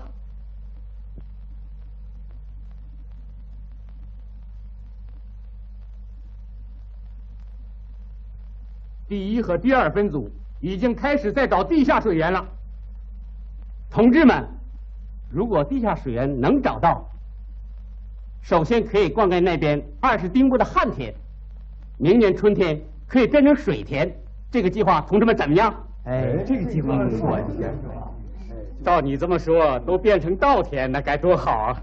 是啊，那就叫一举两得呀！啊！我看那边柳树底下可能有水源，挖挖看看。可以试试，就是。哎，眼下活这么忙，又那么大的工程，如果要是没有水，那不白耽误工了吗？哦，哪有那么多顾虑呀？这叫做保守主义呀！哎，说的对呀，等着水自己流出来嘛，那是保守思想。永山，你在这方面是很有经验的，你得发言呐。是啊，大家有什么意见提提吧。永山大叔，快说说吧。永山呐，别写了，怎么想着就怎么说吧。啊！我们青年人要求打冲锋，抓紧干，快找出水源来。好，对，我赶紧干。3分组先开会，哎，秉基，你还有个魂没有啊？现在是1天等于10天，看看你年轻力壮的，你还想怎么的？你白长这么大个个子了，真够呛。走吧。哎呀，什么时候才能懂事？现在咱们全村人